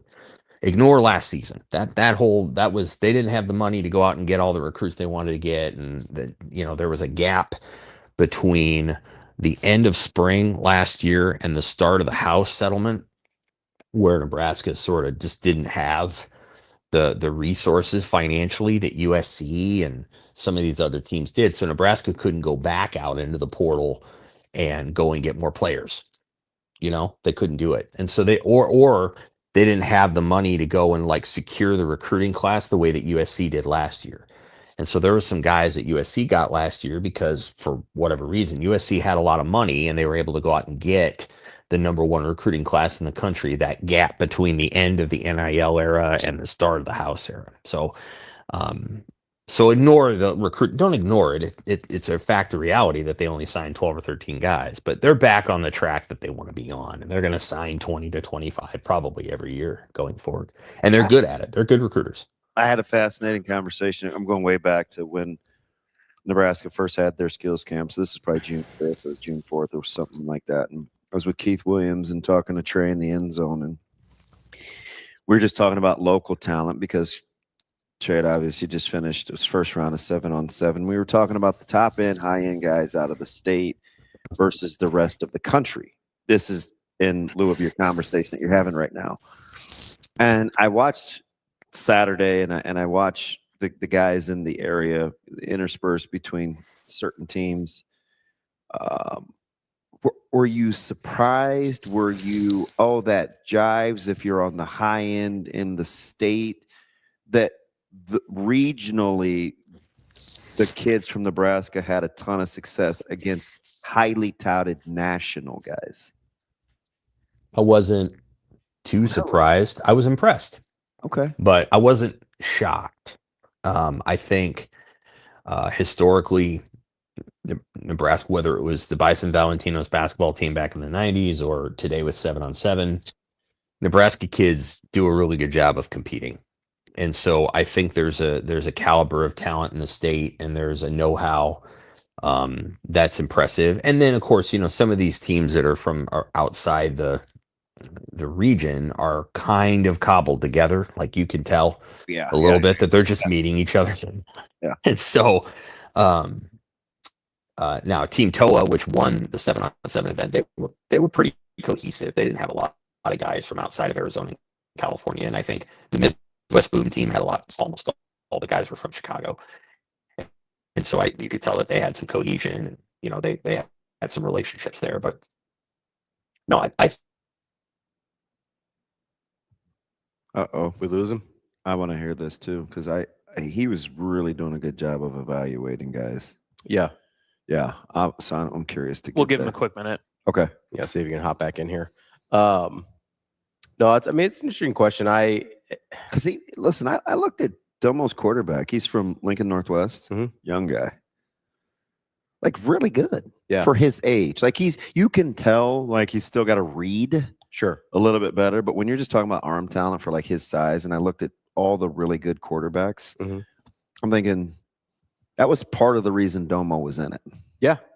Right? Because they have a collab. They've got some of their Georgia guys, and they had a lot of Nebraska guys. And I'm just watching him as a young quarterback, and I'm thinking nobody has any idea really, especially regionally, let alone nationally, who this kid is. Yeah. But he's pretty good. Yeah. Like, and I'm not just saying that because he was on our team. Yeah. Like, I'd rather be right than we're all alike, right? Clearly. He was pretty good. And I'm just thinking, I watched 3 Elite 11 guys that were there. 2 were unbelievable. Yeah. Right? Some of these balls. And I'm thinking, they took those guys. It was a 2-point conversion difference in that game. Yeah. It's 32-31. Right, there's clearly some good players, and one of them for Domo is a freshman. Right, I think there's. So I was just curious what his thoughts were on the overall eval. I think that it's kind of to the point that he was making earlier, where there's a lot of kids. Like, I think there's a lot of kids in Nebraska that if you just pick them up and drop them in Georgia or Florida, and even let's put them at similar size high schools. Let's say they're in like 3A in Florida, right? Pretty similar to a lot of the size high schools around here. High school with what, 1,700? Yeah. Okay. Like 15. Yeah. Like I was thinking like 1,500. Like, okay. So like 1,000 to 1,500 is a pretty common high school size around here, right? You have a couple that are huge and most of them fall somewhere in that range. Pick them up, taking Florida, Georgia, Texas, California, Arizona, somewhere that people pay more attention, right? And I think we would talk about these kids a lot differently because I don't know that there's a huge talent discrepancy. I think there's a depth discrepancy, right? Like there's more kids in those places. So if I'm talking to like, let's say Wisconsin or Iowa or Michigan State or San Diego or South Dakota State, Dan Jackson, fantastic example because he's been at multiple stops, whether it's NIU, SDSU, Vandy. Yeah. He's seen it lots of different places. I think, you know what I bet he'd say? I'm taking a chance. I think he'd say, yeah, there's the talent thing. I think he'd say it's more about reps. Sure, yeah. Like just how much other areas play ball versus this like is why the elite 7-on-7 difference thing's important. in measurables. I bet you he would say it's about reps. I would agree. I also think there's other places that are ahead of Nebraska in terms of like Nebraska is just getting the 7-on-7 thing in the last several years. So you get the skill development of the skill position players, right? And you see it, right? Yeah, like I look at this team, more tight ends coming out, more wide receivers come coming so out. far. Yeah. And I used to make fun of Abdul and those guys. I was like, come on, man, like what are we doing? And then I watch it over time and just the ball skills. But I'll tell you the sneaky thing. That this is nobody talks about this. It's the level of confidence that the kids gain from seeing going against other players that are supposed to be good. Like if you're and they hold their own. So it's like, oh, like if you're Micah, right? Like Suave. Rico. Grab the mic real quick. What do you think would have happened if Domo would have actually believed early on that they belonged on the field with Midwest Boom? They would have beat him. Like, it's not even. It just took him a second to figure out, hey, he's a 4-star, he's a 5-star, he's a 4-star. This quarterback is about to get $4 million from Miami. Yeah, like wipe the stars out of their eyes, and they had him They had him where they wanted him. They had the game. And that game in came hand. down to a 2-point conversion. Yeah, you guys went for 2 to win and didn't get it. And so I'm just thinking, like, and not to call anybody out, but there was a certain player that had a couple key drops. Yeah, that would have definitely put them in a position to kind of run away with it. And it's like, so I get like in numbers, and listen, I'm not saying, listen, we have 1.8 million people here. I'm not saying go down to Dade and Broward and gonna run things. I'm saying like you take the top guys end aren't gonna look that different. It's not gonna be night and day. And now I've seen it over the last 10 years. I saw it in AAU. You know, it's like it's rep. I think it's reps. I think you're right. I think and seeing high-end competition all the time, which is part of the reps. Yeah. It's seeing high-end competition all the time. You see that when you're doing evals on guys out of college too, right? Part of the reason NFL defaults to Big Ten and SEC guys is because like, hey, they saw high-level competition all the time. So you have a pretty good idea of like, this is actually who they are, as opposed to, you know, you take a group of 5 guys, you're like, hey, I really like this talent, but he only played 3 marquee teams his last 2 years in college, right? Like, or when you're talking about FCS guys, it becomes really challenging because it's like they played 2 FCS schools the entire time he was there. Yeah, and I think a lot of that helps with. So as you get more reps against those guys, so AJ, like, you know, you saw firsthand on like Thursday and Friday. Yeah, occasionally guys were running open. But for the most part, good players made a lot of contested plays. Right? Yeah, not a lot of busted coverages. There was a lot of. I'm looking at Trae throw the ball. He had to put in some tight windows. And I'm thinking to myself, he's so used to doing that because he's done it over and over. And now, again, his baseline talent level is clearly high. You start off pretty. But his accuracy let me know that he's done this. He's gotten the reps in 1 trillion times. Yeah. Like he just works at his craft. Because the difference between that, another talented guy is he hasn't had to make that throw a ton. So he may miss on it. Yeah. Right. It's like when Bonds would get a strike. Yeah. He didn't miss it. Never missed. That's the most impressive thing about his run. He didn't miss He'd it. get like 3 good pitches a week, and he'd hit all of them. So I think that's the difference. When you're seeing these guys evolve, whether it's Bolin or Tay or some of these guys, it's like the more that they see these reps against higher. I watch Braylon Warren. Right? He clearly looked like. Yeah, when you're talking about just arm talent, like in a vacuum, you're like, yeah, he looks like everybody else that's in that category. He's just the reps. I think just playing ball. I can't. So let me ask you this about, because you do start to believe in yourself when you see it against high-end competition. And I know people roll their eyes about in-state talent and, well, is this how you win? Is this not how you win? And all these discussions. And I'm not honking for in-state talent because not everybody can play every day at the Power 4 level. But what I am saying is the more that they're exposed to it, the more they'll become accustomed to it. That's what I'm saying. So there's, I think, because I don't think it's like, well, it's the confidence of seeing, like, when, let's say, we'll just use Micah, for example. We were talking about him earlier. Like, if not that he lacks for confidence, but you go out there and you see a kid and you're like, okay, I'm lined up against a 4-star wide receiver from Miami or wherever, right? Like, there's a part of you that until you actually are standing across from that person, you don't know that you can hang. Yeah, and he had to have some failures too, right? Yeah. Against Darian Jones or Marion Jackson or Jensen. Yeah. You know, like the more you see those guys and then have success, it's like, oh, okay. Right? Like that's just a go route. Or like you start to put it in perspective. You're like, these aren't different creatures. They're the same. Like, you know what I mean? Like, he's not. Yeah, I don't think he, like, if you ask, I don't know. Now I'm scared to know what he would say. But I would tell you that I bet you this weekend, he didn't think that he saw anybody that was that much different from a Marion or Darian. So the other thing, who I think he would tell you are clearly the 2 best players really he good. saw. Yeah, really. Here's the other thing. Now, Jensen was considerably bigger than he was, but that's different. That's a different thing. Yeah, that's just a. But I bet I would venture to say he would say that. And he liked, I won't shout him out. He's kind of a dick, but there's no other couple guys he likes too. The other thing about this, I do wonder too, like, and there's some really good high school coaches in this state, but I do wonder how many coaches in other places are just more familiar about, like, the process of what it takes to get to that level.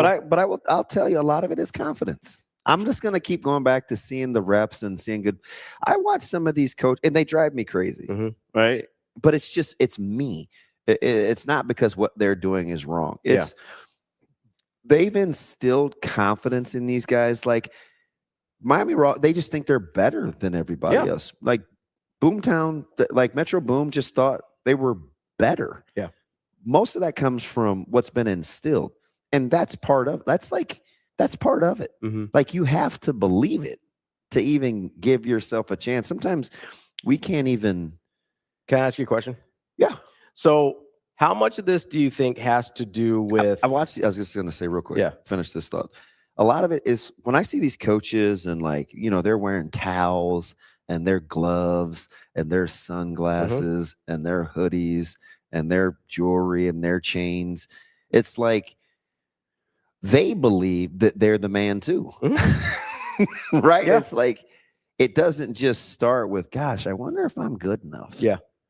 Nah, they carry themselves like, as much as it drives me crazy, and sometimes it's even false bravado, they're starting from a place emotionally where I think they think there's a hierarchy. Now, whether that's true or not, you have to play the game. Yeah. But believe me, when they come here, they automatically think they're better. Did you notice? Believing it's half the battle. At least a quarter of it. Yeah. Transformers.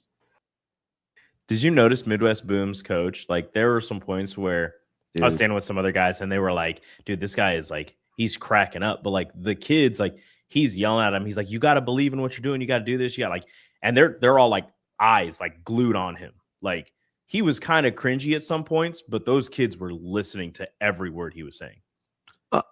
Ben, that is absolutely valid. And listen, and I ride with the staff, but I mean, Ben's right. He's like DB. If our kids compete with these kids, elite guys, why aren't they getting offers from the in-state school? I'm hearing frustration with some high school coaches. Do you know what I think it is? What's that? I think it's two things. Number one, I think it's they have to see it longer to correlate not having elite level testing numbers versus what they actually see on the field. Or elite level competition all the time to understand frame of reference. They need context. Yeah.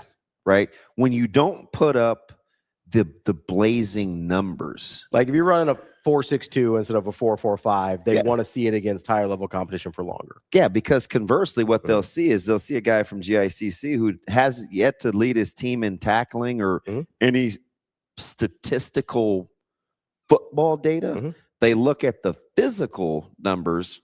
I mean, gaudy 4, whatever he ran, the 10-6 broad. Like those are elite level testing numbers. Yeah. So they're going to think to themselves, well, we like this whole development thing. We can work with that. Yeah. Versus has this person maxed out on what they're physically capable of? This guy's a really good football player. We can see him competing. Ooh, there's a 4, whatever. Yeah. There's a, you know what I mean? So I think they want to, they're trying to get that. Yeah. And it's, but the other thing I think of it, I think is, again, this is just my opinion. I think there's this certain level of, am I recruiting the right in-state kid that has the temperament to deal with everybody asking and wondering what's going on with him? Because they've seen so many guys bail. They've got burned a little bit.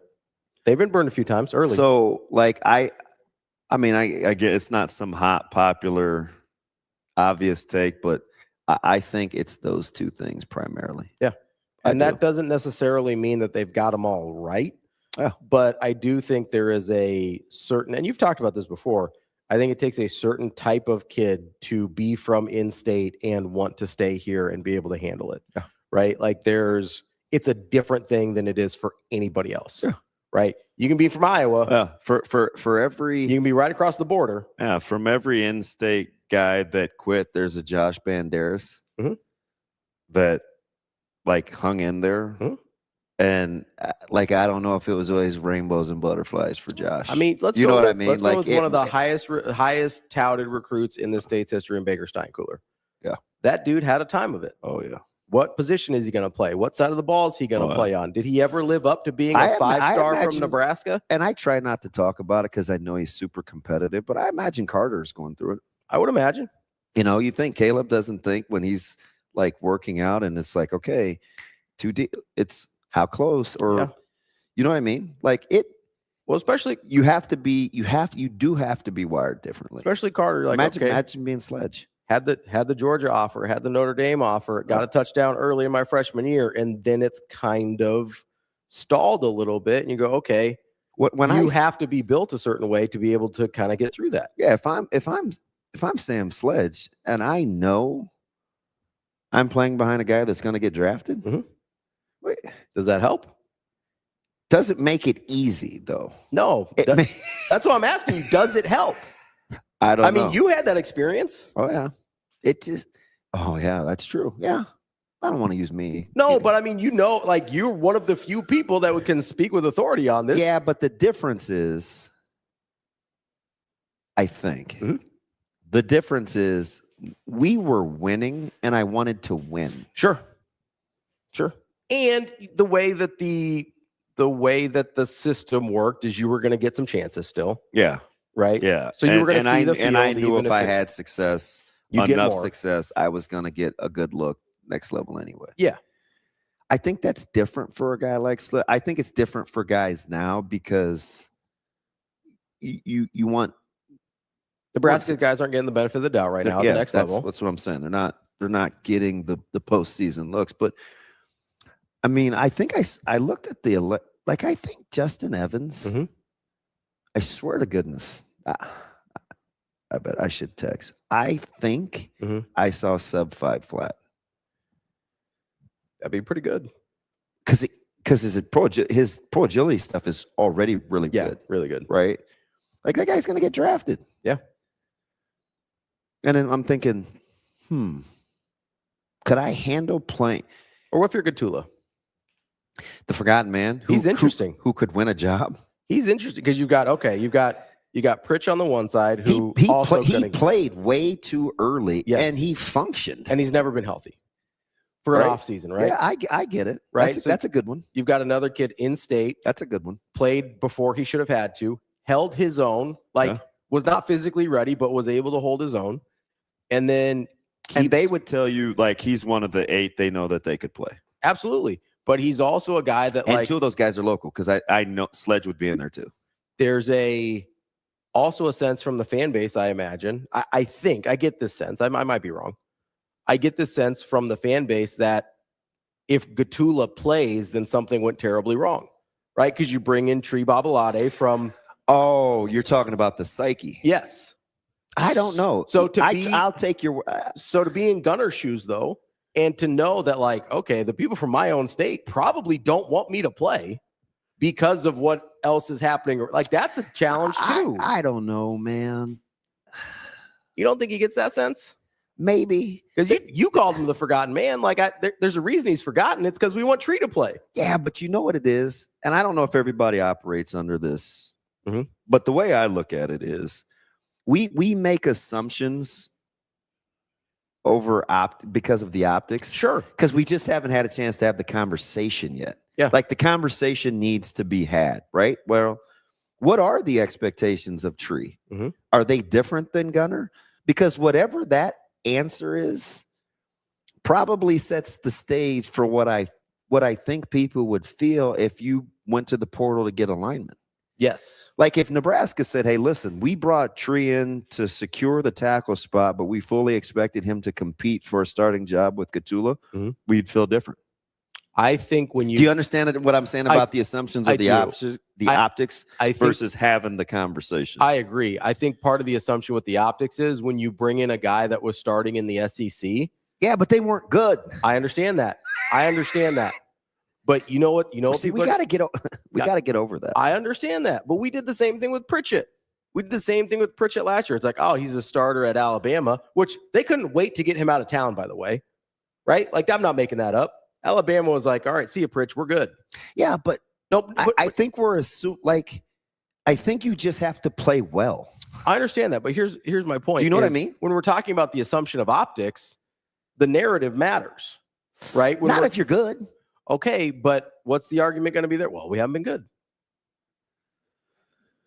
Yeah, I can't rest in that. You're not wrong in what people will say, but man, I get it. No, you can't be listening. Like, I agree with you, but this goes to, where did we start this conversation? The temperament of in-state guys and whether or not they can play here. That's why the narrative matters. Whether it's right, wrong, or stupid, the narrative matters because that's why the temperament matters of in-state guys. I hear you. Right? Yeah. Especially when you're dealing with the stupid narratives. Yeah. Because what's happened is when guys don't get the offers they want and they see that they've played with some of these guys that do get offers, that ain't good. We did that. I mean, we were having a conversation yesterday because we were talking about the SEC versus the Big Ten thing, right? Is we assume most of the time that a transfer from South Carolina, even though South Carolina wasn't any good. Heath, is that really your guy? Is better. Wow. That's a tough look. Is better than a guy that Nebraska would get from, say, Michigan State. Right? If Nebraska gets an SEC transfer from South Carolina or Kentucky or something like when we were clamoring for Chillis? Yeah. Aiden Childs, I mean. You know what I mean? Like, if you go get a guy from South Carolina, we feel differently if you get something from a mediocre. I don't know. I still think that's a us problem. But you're not wrong. But it is I think it's a more inclusive us, because we had a conversation yesterday. I'm not going to tell anybody who we were talking about, but we were talking about a lot of the kids who were playing on 7-on-7. Okay. And you're talking about like, well, like some of these Big Ten schools are options. And I'm like, well, might be cool if he got an SEC offer. And he goes, well, I don't know if he's that good yet. And I was like, what's the difference between Minnesota and South Carolina? Oh, yeah. You know what I mean? Yeah. Like Minnesota's better than South Carolina. Yeah. So like if you get a Minnesota offer, why shouldn't you be able to get South Carolina offer? And I probably landed on, well, I trust Minnesota because of how they recruit. Exactly. But if like this has been my argument this whole time, Minnesota's not in like Kentucky's not better than Minnesota. South Carolina's not better than Minnesota. Minnesota's a better program. I'm picking up what you're putting down. You know what I mean? So it's like we even do that kind of subconsciously because it's a Minnesota offer. But it's because they're close. They're like, they know. Whereas if it's a South Carolina offer or Kentucky offer or somebody from further away, we go, oh, they must have seen something. They must have noticed something. This guy must be really popping off. Where it's like, it's just Minnesota. They're right up the street. But Minnesota's a better offer than those schools. Don't you think? Hasn't Nebraska earned the benefit of the doubt with their evaluations? I think they have. I think a lot of people would push back on that. You know the answer, man. You know the answer. Why would I give them the benefit of the doubt? They were 7-6 2 years ago. Why would I give them the benefit of the doubt? That's the pushback. I agree with you. Because they're better now than they were 2 years ago. I agree with you. Who's disagreeing? A lot of people. What's the difference between 5 wins and 7 wins? That's what. No, we hear this all the time. When I'm sitting here pounding the table saying there's been clear, obvious, and indisputable progress, what does everybody say to me? All right. I get hammered. You know that. It happens once a month. I get hammered for saying they've made clear, undeniable progress. They're like, not enough progress. And that's where they come in with like, well, why would I trust the evals? We're in year 3. What happened to Rhule year 3? What happened is he didn't want to run a bunch of seniors off the program. That's what happened. We want to have that real conversation. Do we want to have that conversation where he didn't want to screw over a bunch of guys that didn't do anything wrong and try to do right by him? Is that the conversation we want to have? That he had the fortitude to be patient? Because Baylor didn't have any guys to keep. No. And Temple didn't have any guys you wanted to keep. Right? So let's have a conversation about that. If we want to really have that conversation. But if I don't take a break right here, I think both those guys are going to kill me. Well, blame Ben. It was his question. So let's take one or real his statement. Why do you keep blaming us? Because I said Ben. I didn't say Suave or Axel Jackson. I'm talking Ravi. I'm Team DB today. Oh yeah, that's BP. He asked a good question. All Ravi does is just complain about his producers. Then I don't have to take responsibility for it. That's why. Not like you guys are sending me, little chats on the side telling me to take a break. Hey, how come I'm not on those? Because you don't use Teams. Oh, is that how they're coming through? Yeah. I certainly don't. I do read them, though. All right, let's take a quick break here. That's DB. I'm Ravi Lulla. We'll be right back. More Hurrdat Sports Live coming up.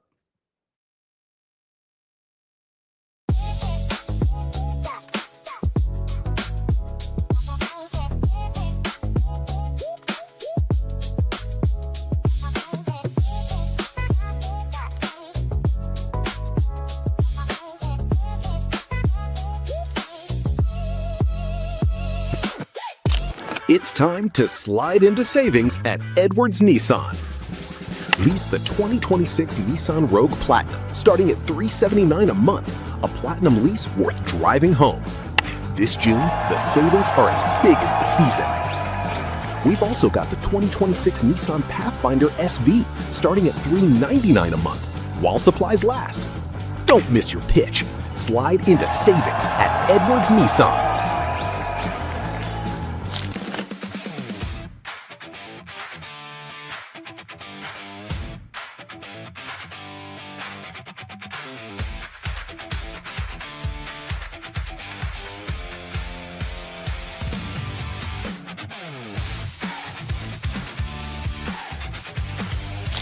Walk us through a little bit about what this day kind of just means for you. Obviously, you've been an inspiring figure for many, but Hope, having that personal connection and kind of putting a face to a name too, how does that resonate with you after what you've done over your collegiate career?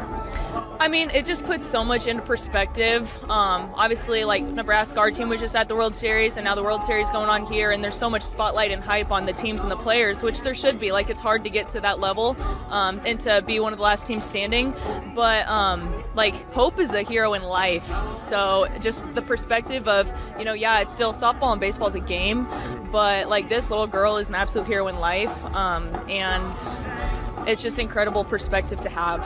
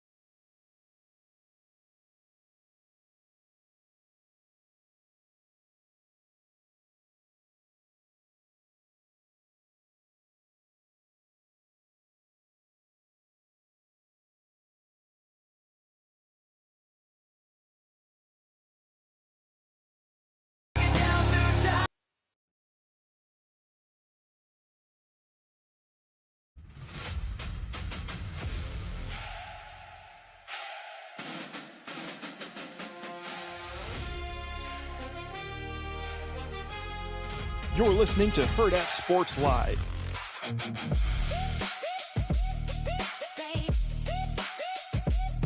Welcome back, Hurrdat Sports Live, presented by Next Gen Male Medical. That's DBM Ravi Lulla here at Hurrdat Sports HQ, reminding you give our friends over at Next Gen a call, 402-614-9700. You been over there lately? I was there Friday. Yeah. You got your days messed up I couldn't get over there Thursday because we played. Oh, yeah. You were at 11 coming from camp. And then Friday, we didn't start until 11. So I went over there at like 10. Had a little time to get over. Yeah. Do you know, they must know I'm really special because now everything is like pulled out for me. If it makes you feel any better, they told me when I went in there the other day for the Testmoreland to get my refill, she's like, you know, they got these little weird caps on there. If you can't ever get any more out, like bring it back in. We'll get the rest out for you. So it's not just you. I started that. It's not just you. They're trying to help me out too. So don't take it personally. You know, it's not a you problem. I think it's an everybody problem. They're good. But they got it. I asked them, so you guys have anything for my crabbiness, or is that just a me thing? And you know Michelle ain't having it. She's like, GTFO. That might be a different kind of doctor for that, you know. I walked out on that, dude. Different kind of. No, we're back. We're back good. Different kind of prescription you need for that one. I saw him Tuesday. Yeah? Yeah, I'm back. That's good. It had been like 3 weeks. Well, can't be doing that, DB. Your boy also can't be walking around in the middle of the night. Give them a call, 402-614-9700. They'll help you out. And till the end of the month, get a free vitamin shot with your first order when you tell them that DB and I sent you.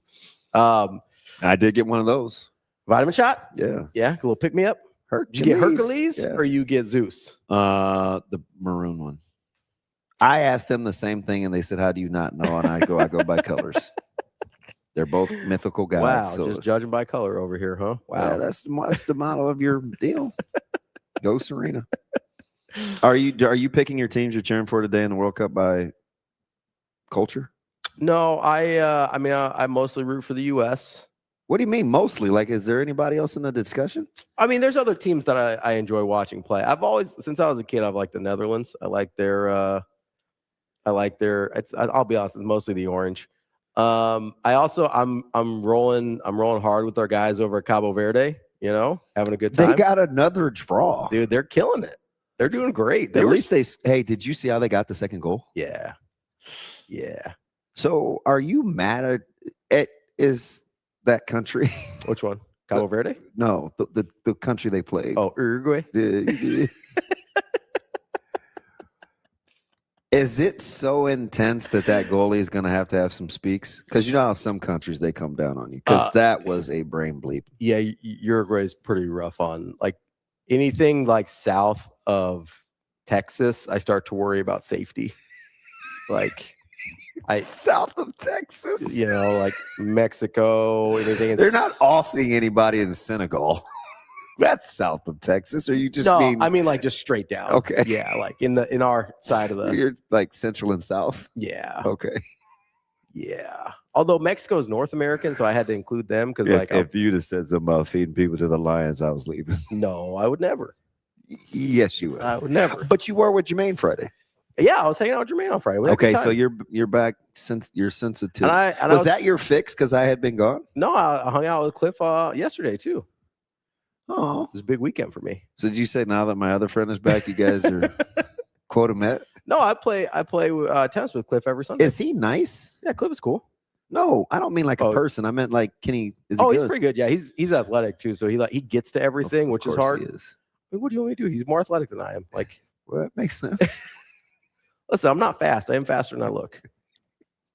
No, he's Isn't it funny to see like Uzbekistan? I think they don't play till tomorrow, but like the country that infamously got the random pull from our head coach. I'll play in Uzbekistan. That was the funniest thing ever, real time. I'm like, how did he pick them? I didn't even know he knew where Uzbekistan was. Well, he might not know where it was, but yeah, they're playing Portugal tomorrow, so I think that might be a wrap. That's a wrap. I was excited to see. I thought Egypt played well. I like Mo Salah. Is that their first win ever? Yes, that is their first World Cup win ever. So in the round of 16, we get the winner of that pool. So I don't want to get ahead of myself here. We're going to knock on some wood, but the U.S.'s path to like a quarter, a semi is not daunting. Oh, they got to be in the knockout round for a success, right? Quarters, maybe? Well, so what are you deeming a success? I think you need your best all-time result, which would be the quarters. Because they've been to the round of 16 once. Yeah, I think quarters would be like, hey, this is a resounding success, especially the way the path. Were you thinking to yourself, "Ooh, glad I didn't jinx them," because you're like, this is clearly the most talented team, and they're not playing well. I mean, it has been. And now they're actually now they're actually putting it together, and they're healthy for the most part. Obviously, again, knock on wood. What did you believe about the Cav? Were you at any point buying that? I don't know what to believe. You're talking about somebody that's always hurt. I'm just glad that he's got a little time before he's going to have to play again. Yeah. But I will say this is one of the first times, like if you rewind this thing back like 10, 15 years, if like Landon Donovan had been hurt, U.S. wasn't scoring. Yeah. Right? Like there's actually other options in terms of offensive creativity on this team, whether it's like, I thought Des played really well on Friday. Freeman obviously had the goal. Could he be considered an X factor? Is he too good a player? I think so because nobody talks about him. I think he's the next factor. He's really good. Tillman has a really high skill level. Like there's a lot of players on this team that actually give you some offensive creativity that hasn't been the case. Like I was talking to somebody about this weekend. For almost my entire life, whenever the U.S. scored in a high-level international competition, a big deal. It felt like an accident. Yeah.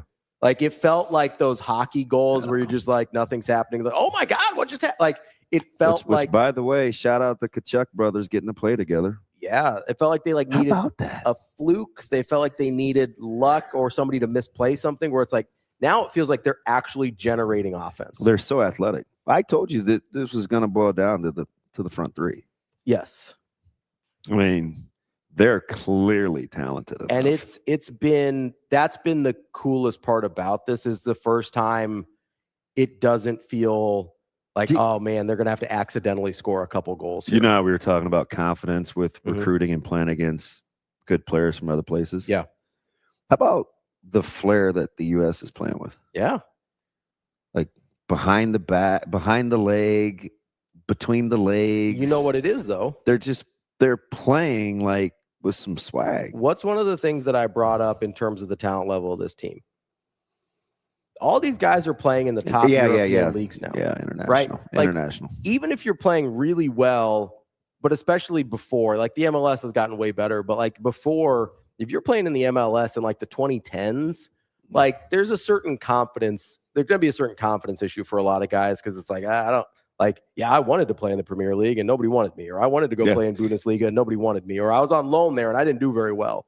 I completely agree with you, TG. Super young too, and they're young with international experience. Yeah, these guys were all 22 in the last World Cup. That's a first, 100%. Right? They're not old. I mean, like Balogun is a world-class striker.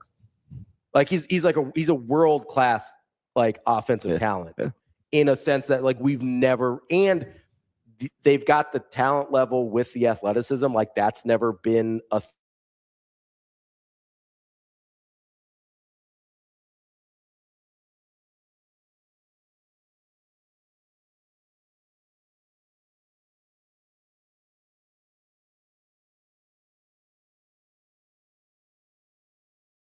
like that's American soccer my whole life. It's like, yeah, we're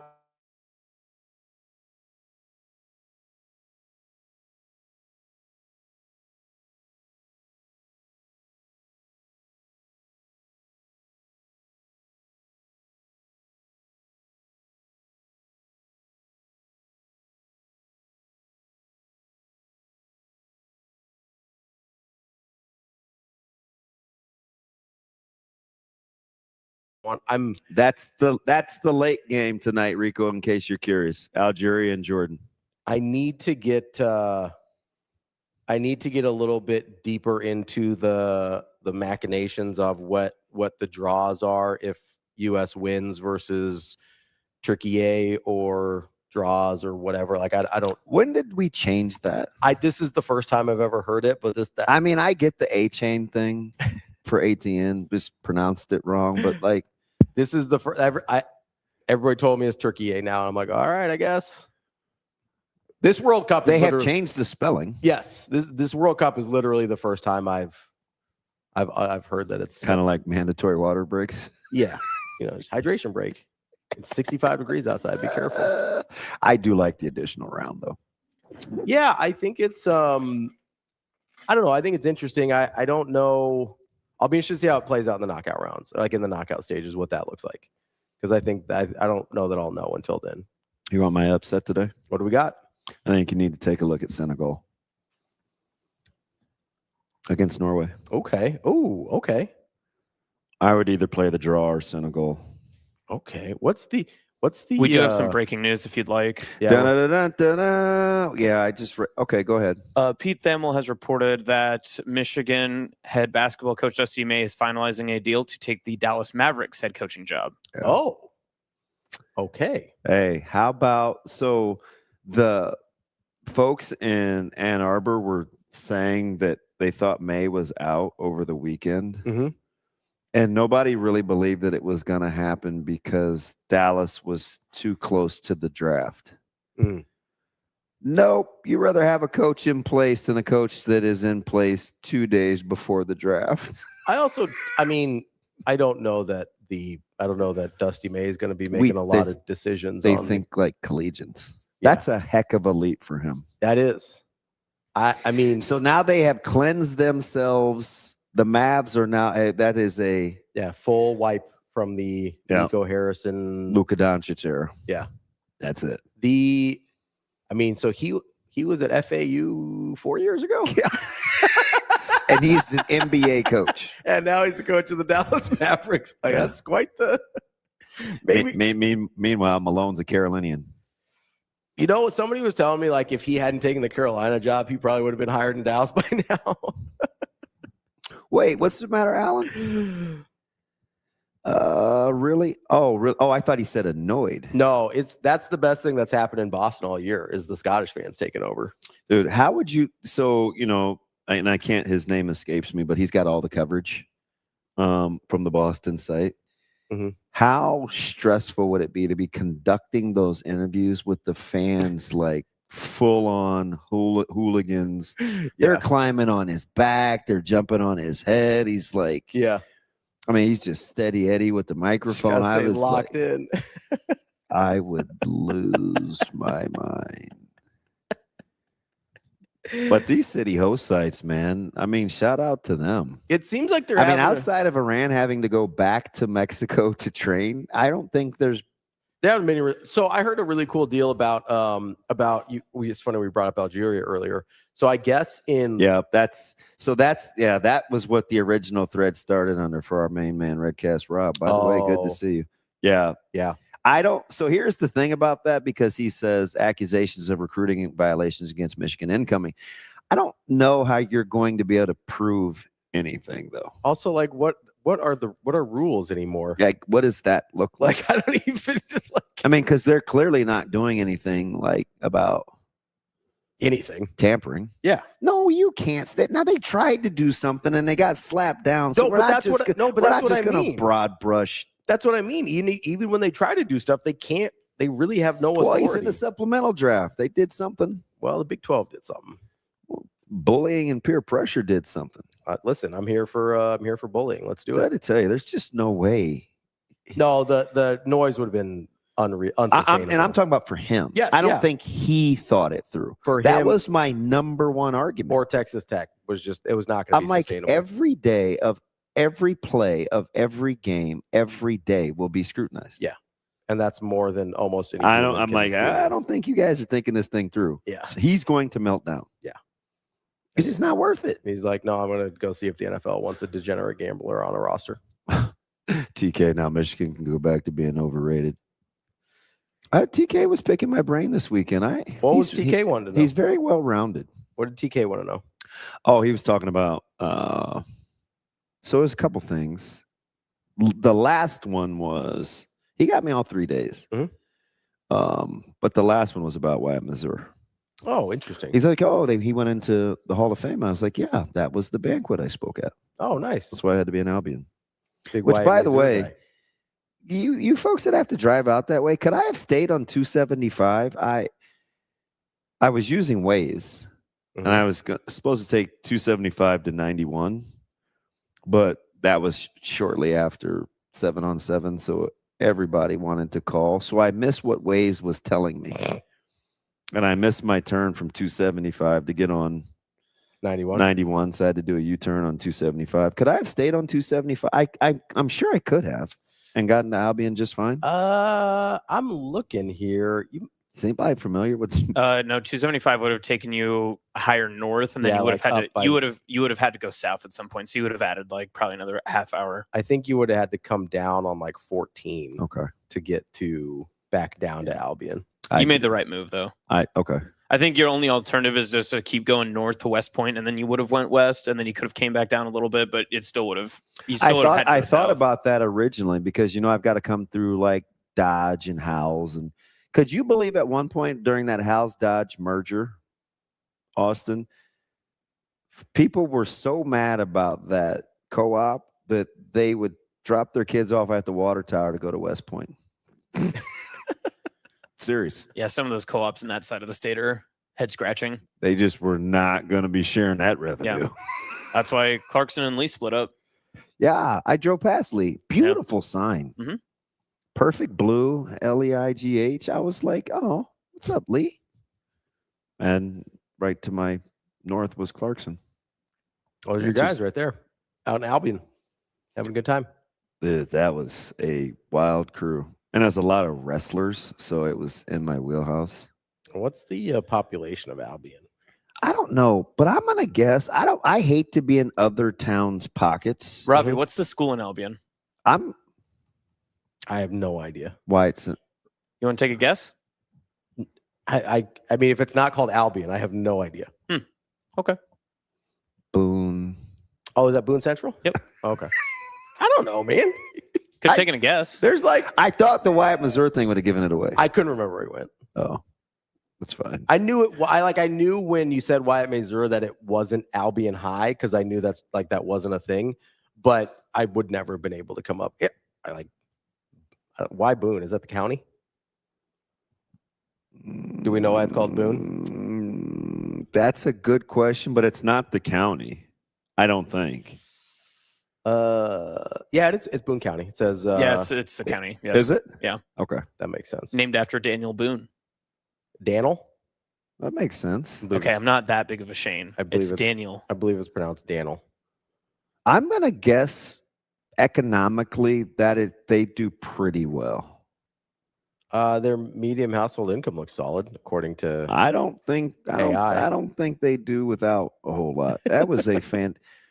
So there's the steaks weren't. Oh, so there's two things real quick. The steaks weren't seasoned, but I took like 4. I'm shocked. No, listen, I'm gonna tell you something. So I don't like to work and eat at the same time. So the guy's like, hey, there's going to be extras. And they look sensational. I mean, they were the right color. I was walking past one of the tables saying hello to one of the little kids because he was eating crazy. He was like on his knees. Yeah. And I felt like he was going to fall forward and his face on the table. But he was just, I mean, he was in there. He couldn't have been but like 6 or 7. And I heard him say, he goes, oh, he said, this is too red. I said, no, I'm just being nosy. I was like, no, man, that's the right way to do it. I was like, get in on it early. His dad's like backpack. Actually, his dad was going into the hall. He was one of the inductees. And so he's cutting this thing. And so I'm like, I knew that they were cooked correctly. They looked good. Now, I mean, clearly there's nothing on them. So he's like, oh, you know, got some foil. I took like 4 steaks. And I hadn't eaten all day. So when I got home, it was probably like 11:30. And then turned right around and went to Lincoln. That's why you know your boy is tired. I cut them up in slices. And I put the other 3 in a Tupperware container. And they were where? On the counter. They were on the stove. So that morning. The next morning. After they've been on the counter all night. So I got home at like 11:30. Okay. This was like 6 o'clock. Okay. No problem. It's all right. Plus, they were a beautiful color. So when I brought them to temp, I didn't want them to cook again. Can I just tell the story without you making fun of me for once? That's good. Go ahead. So immediately they were still juicy, almost kind of not warm, but room temp, just the way you wouldn't like them. Okay. So I put the salt on them. I used the seasoning from Omaha Steaks. And I was like, by the time I get home, whenever, Saturday night from Lincoln, they'll be perfect. These are still on the counter when you get home Saturday night. Am I understanding that correctly? So Suave, I pull out of the driveway to go to Lincoln. I was like, damn it, Ravi's coming. I pulled back in the driveway and put him in the fridge. God is my witness. Are you that worried about what Ravi thinks of you?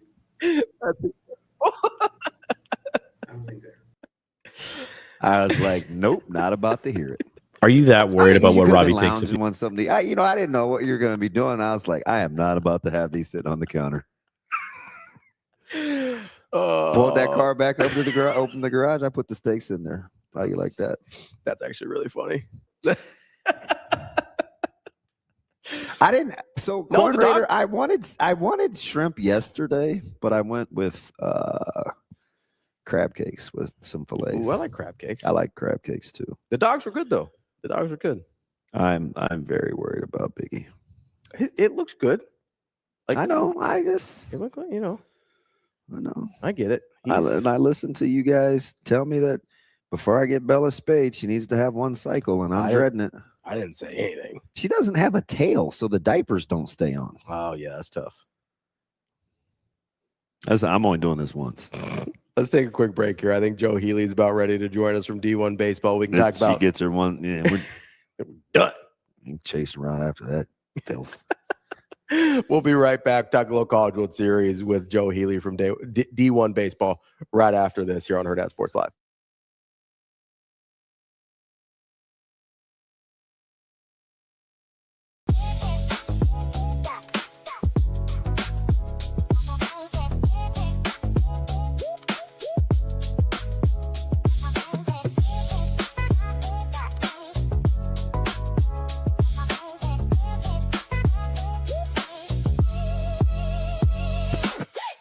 Slide into savings at Edwards Hyundai.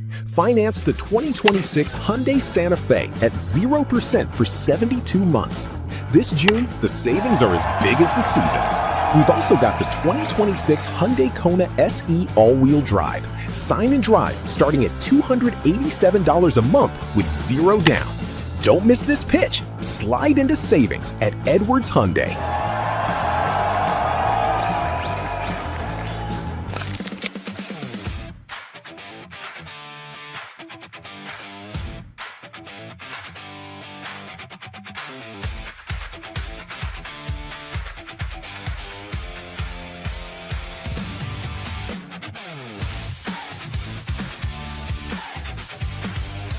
It was a great story, but he's a showman. You know, he knew people were going to be looking at him, so he likes the camera.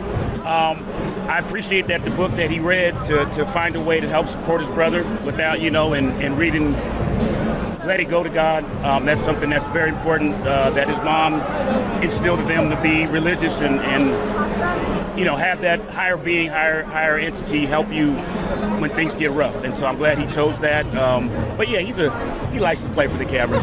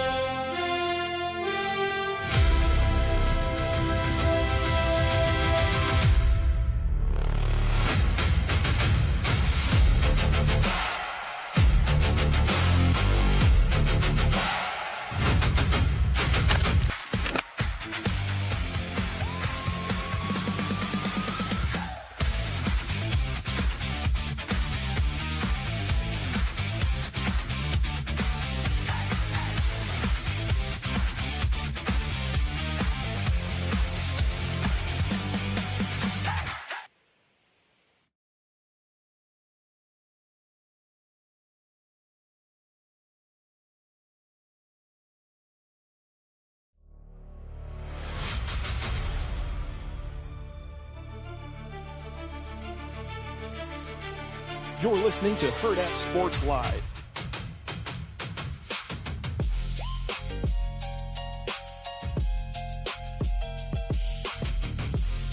Welcome back, Hurrdat Sports Live. That's DB. I'm Ravi Lulla here at Hurrdat Sports HQ. We are joined now by Joe Healy of D1 Baseball. Joe, how are we doing this morning? Doing well, gentlemen. Thanks for having me on. No ordinary Joe. Are you ready for this? We haven't had a decisive one in a while. Oklahoma finally shows that they're at least a little bit human. This is going to be a good one. Yeah, I think so. I mean, and it'll be interesting to see how much kind of piercing the veil of invincibility for Oklahoma ends up mattering from the North Carolina side of things, because Oklahoma for so long in this tournament has just looked unbeatable, really, ever since the regional round when they took down Georgia Tech. They've looked just about unbeatable. And so how much does this yesterday's win buoy the spirits of North Carolina to say, hey, these guys are human too. Like, this is just the game of baseball. We can actually win this thing. These guys are not the superhumans we thought they were. I'll be interested to see if that ends up making a difference, or appearing to make a difference here in this deciding game tonight. Obviously, Oklahoma gets to stay with the schedule. It has been freshman dominated. Skip, one of the best pitching coaches in the country. But are we going, when you say kind of the aforementioned about invincible, are we going by like the last month that we saw, or Oklahoma in its totality? Because you know how baseball works. It is very in stages. Are they coming back to the mean potentially? Potentially, sure. Because they really weren't. This is something I'm sure y'all have talked about with this team already, but just this was not a particularly good SEC team at Oklahoma. Right. They were the 11 seed in the SEC tournament. I mean, you look at every statistic, and they're middle of the pack at best in just about every major statistic, except for things like the base running statistics like stolen bases and triples because they have some speed. Like everything else, they're kind of middle of the pack or worse during the regular season. So that is the question with this Oklahoma team is, should we expect to see the team that we've seen for the last 3 weeks, or should we expect to see the team that we saw for the first 3 months of the season that was just kind of like an average at best SEC team? I'm betting on the Oklahoma team that we've seen the last 3 weeks. I think that's closer to the real Oklahoma team. I think they've just gotten better as the season has gone on. These freshmen have really matured, and I think that's a real credit to their coaching staff that they've found these freshman pitchers. And I say found, they've been working with them all year, but so often at this time of year, freshman pitchers, we're talking about the freshman wall and heavy workloads and how do they hold up under the heaviest workload they've ever dealt with in their careers. And these guys are actually getting better as the season has gone on. And I think that's really a credit to this coaching staff to get those guys ready to go at the best time of year, as opposed to talking about, hey, are these guys going to be able to hold up over the rest of the season? Yeah, I mean, Joe, you talk about the freshman wall and the workloads. I mean, Oklahoma's throwing a lot of guys out there that they didn't really put a ton on during the regular season. Like, how impressive has it been, Skip Johnson's ability to get these guys enough innings to get them ready for this moment, but not weigh them down so that they're burnt out for it? Yeah, it's probably the most impressive part of it. And it's kind of led us in the college baseball media to wonder aloud if Oklahoma was sandbagging a little bit, honestly, with the guys they were using versus the ones they weren't using. Like, did they know? And we haven't gotten any good answers or satisfying answers on this, I should say. But there's like the question of, did they know that they had these starting pitchers that were going to be stars at some point this season, and they were just holding on to them and waiting for the moment? Or is it just that they happened to be in a situation where they finally decided, hey, we're gonna pitch our best guys regardless of how young they are, how old they are, how much experience they have? And I ultimately land on the latter. I don't think they were sandbagging, because like they really cut it close. If they were a couple games from being on the bubble, right? Yeah. That's a dangerous game to play. I don't think they were doing that. I think it's more just that, and Skip Johnson said this in a post game, like that some of this surprise over this might be his fault, that he didn't get these guys in here earlier and start using them a little earlier. But I think he ultimately decided, I'm not going to worry about hurting feelings. I'm not going to worry about seniority. I'm not going to worry about what you have done in this uniform versus what you haven't done. I'm just going to throw the guys that give us the best chance to win. And right now, he believes the guys that give him the best chance to win are those freshmen, and it's extremely impressive. If you could use the crystal ball, is it more important for Nick Wisloski to get off to a good start, or for Glauber to get an appearance for Carolina? I think it's for Wisloski to get a better start, because I think there's a scenario where Glauber comes in for North Carolina and he's just not as sharp. I mean, they're going to be asking him. I think we'll see him. I think we will absolutely see him today, unless North Carolina just happens to blow out Oklahoma, or is on the wrong end of a blowout, I should say too.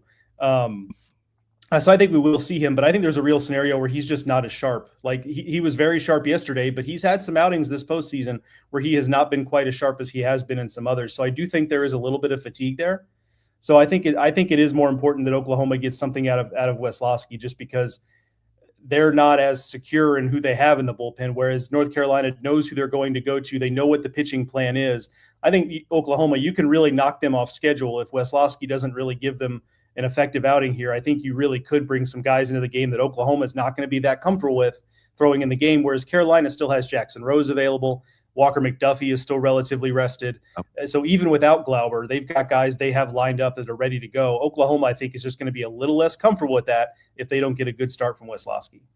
Joe, I'm curious about Glauber here, because I'm trying to remember somebody in college baseball who's had a similar role, a guy that can go extended innings. He's only got 3 starts on the year, though, so he's been primarily a reliever. Double-digit wins and 5 more Yeah, saves. I mean, I think he's like 3rd on the team in innings. He's got like 92 innings pitched, which would be 20 high of the next guy on Oklahoma. Like, it's a very unique role that North Carolina has found for him, and I'm trying to remember if there's any kind of precedent for this. Yeah, certainly not to this extreme, I don't think. Not anything that comes to mind, at least right away. I mean, it is a fairly common thing, just as you guys know, in college baseball, to have a closer that's a multi-inning guy, a guy that can come in the 7th and close things down. That is a pretty common thing in college baseball. But North Carolina has a guy that you can bring in, as we saw yesterday, in the 5th and close that thing down. And that is what makes him a little bit different. We were having a little kind of like a on background conversation in the press box yesterday about how, we haven't done our, we haven't finished solidifying our, National Player of the Year, Pitcher of the Year, like All-Americans conversation. And there's a conversation to be had for Caden Glauber as Pitcher of the Year in college baseball, just based on what he's done. It's hard to imagine. I mean, when you consider stuff like the fact they're 29-0 when he pitches, I mean, it's hard to imagine a pitcher who has had a more impactful season for any team in college baseball than what Caden Glauber has had for North Carolina. So did you see now, admittedly, and this goes for years, this isn't new, and everybody that listens to this show will tell you I am the resident Carolina honk. It's my favorite basketball team, my favorite baseball team. It's just blasphemy being a Nebraska alum. There was a time, and I'm curious to get your thoughts. Did you think Forbes was going to see it through after Foxy? Yeah, meaning to get to this stage with this. Yeah, like I'm always a little bit skeptical of being the guy who comes after the guy, and so I was a slow start too. It was a little bit of a slow start. They had some years they didn't make regionals. They, it did get off to a little bit of a slow start. So I was a little bit skeptical just because you're coming after a guy who was basically the godfather of the program at North Carolina. They got this run going under Mike Fox. And so I was a little bit skeptical, not because I didn't think Scott Forbes was a capable coach. They would not have made him the next head coach behind Fox if he wasn't a capable coach. But you just never know how that's going to go. And so I've been extremely impressed, not just by the sheer fact of getting to this stage, but the way they've done it. I mean, he's done an excellent job of hiring assistant coaches. It sounds like they have a really strong assistant coaching group that he's put together around them. And he's very eager to share in not just the successes, but share in the responsibilities. He gives a lot to his assistant coaches. And so I think that's a credit to him and understanding that, hey, no head coach is going to be successful in this business if he doesn't give a lot to his assistant coaches and trust his assistant coaches. And I think he does an excellent job of that. So yeah, it was a little bit of a slow start for Scott Forbes, but he's gotten to where they ultimately wanted to get. And I think that's a huge credit to him. Joe, with the history of North Carolina, and obviously they've been in Omaha a ton over the years, did you think, like, if they are able to win today, did you think either going into this year or even going into the regionals that this could or would be the North Carolina team to finally get over the hump? I wasn't so sure. I know it. They couldn't hit. Like this didn't. Right. And I had seen some, like Fedorovich. I had seen some teams come through here. Mm-hmm. Andrew, like where those guys couldn't get it done. Yeah. And that's the thing that's been so interesting to me about this Carolina team is that you go back to like those 06, 07 teams and you look at the rosters there and they are just loaded. With like not just MLB prospects, but also just real like legendary college players, like guys who had just the outstanding careers as college players that go down in the record books at Carolina and in NCAA history in the record books. And this team is not that. Like they've got some really nice players in this team. Owen Hull is a nice player. Eric Paulson is a nice player. Gavin Gallagher is as clutch as clutch. Is there a Dustin Ackley? But there's not a Dustin Ackley in this lineup. Right. Exactly. So yeah, I wasn't so sure this team was going to have enough, and they still might not have enough offensively, because right now, if you ask me, like where are they most vulnerable? It's that they've gotten very little from the bottom half of their lineup in this College World Series. It's been a real problem there. We saw it yesterday. They won the game yesterday, but yesterday they had multiple opportunities to blow that game open, and the bottom of the lineup was up, and they just couldn't get it done. Colin Heineck himself left 6 runners on base. So they do have some vulnerability at the bottom of that lineup, and that was something I was concerned about coming in. But to this point, they have been able to overcome that, obviously, with outstanding pitching and by getting enough from the top half of their lineup to make it stand up. Where would you put Skip Johnson currently in terms of his prowess as a pitching coach?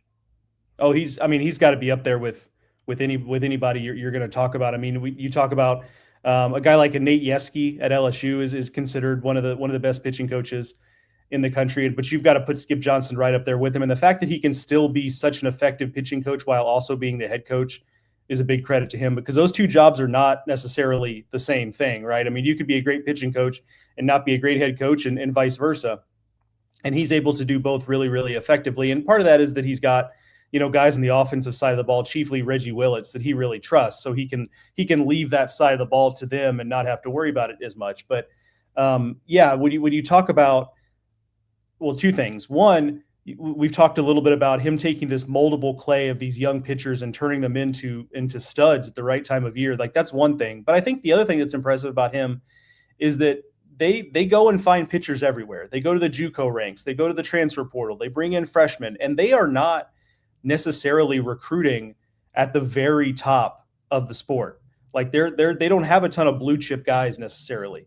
They're not going out like LSU does and getting the top pitchers out of the transfer portal. Now, LJ Mercurius was a very good get out of the transfer portal, but you look at the pitchers that some of these other schools are getting, and it doesn't compare. Like, Oklahoma is not getting the cream of the crop, at least on paper, in their recruiting classes. And yet, in terms of results, it's hard to argue with what they're doing because they've been really, really effective. So I think that's another point in Skip Johnson's column, is just that he's taking these guys that we don't necessarily know much about, that we don't necessarily think much of, and turning them into stars by the time they're done at Oklahoma. And I get it, because Dorman, he did it at Oregon State, and he's doing it at Florida. Matt Hobbs at Arkansas. You mentioned Yeski. I just look at kind of the context in which you gave his development and ability to development. He's got to have very, very few peers.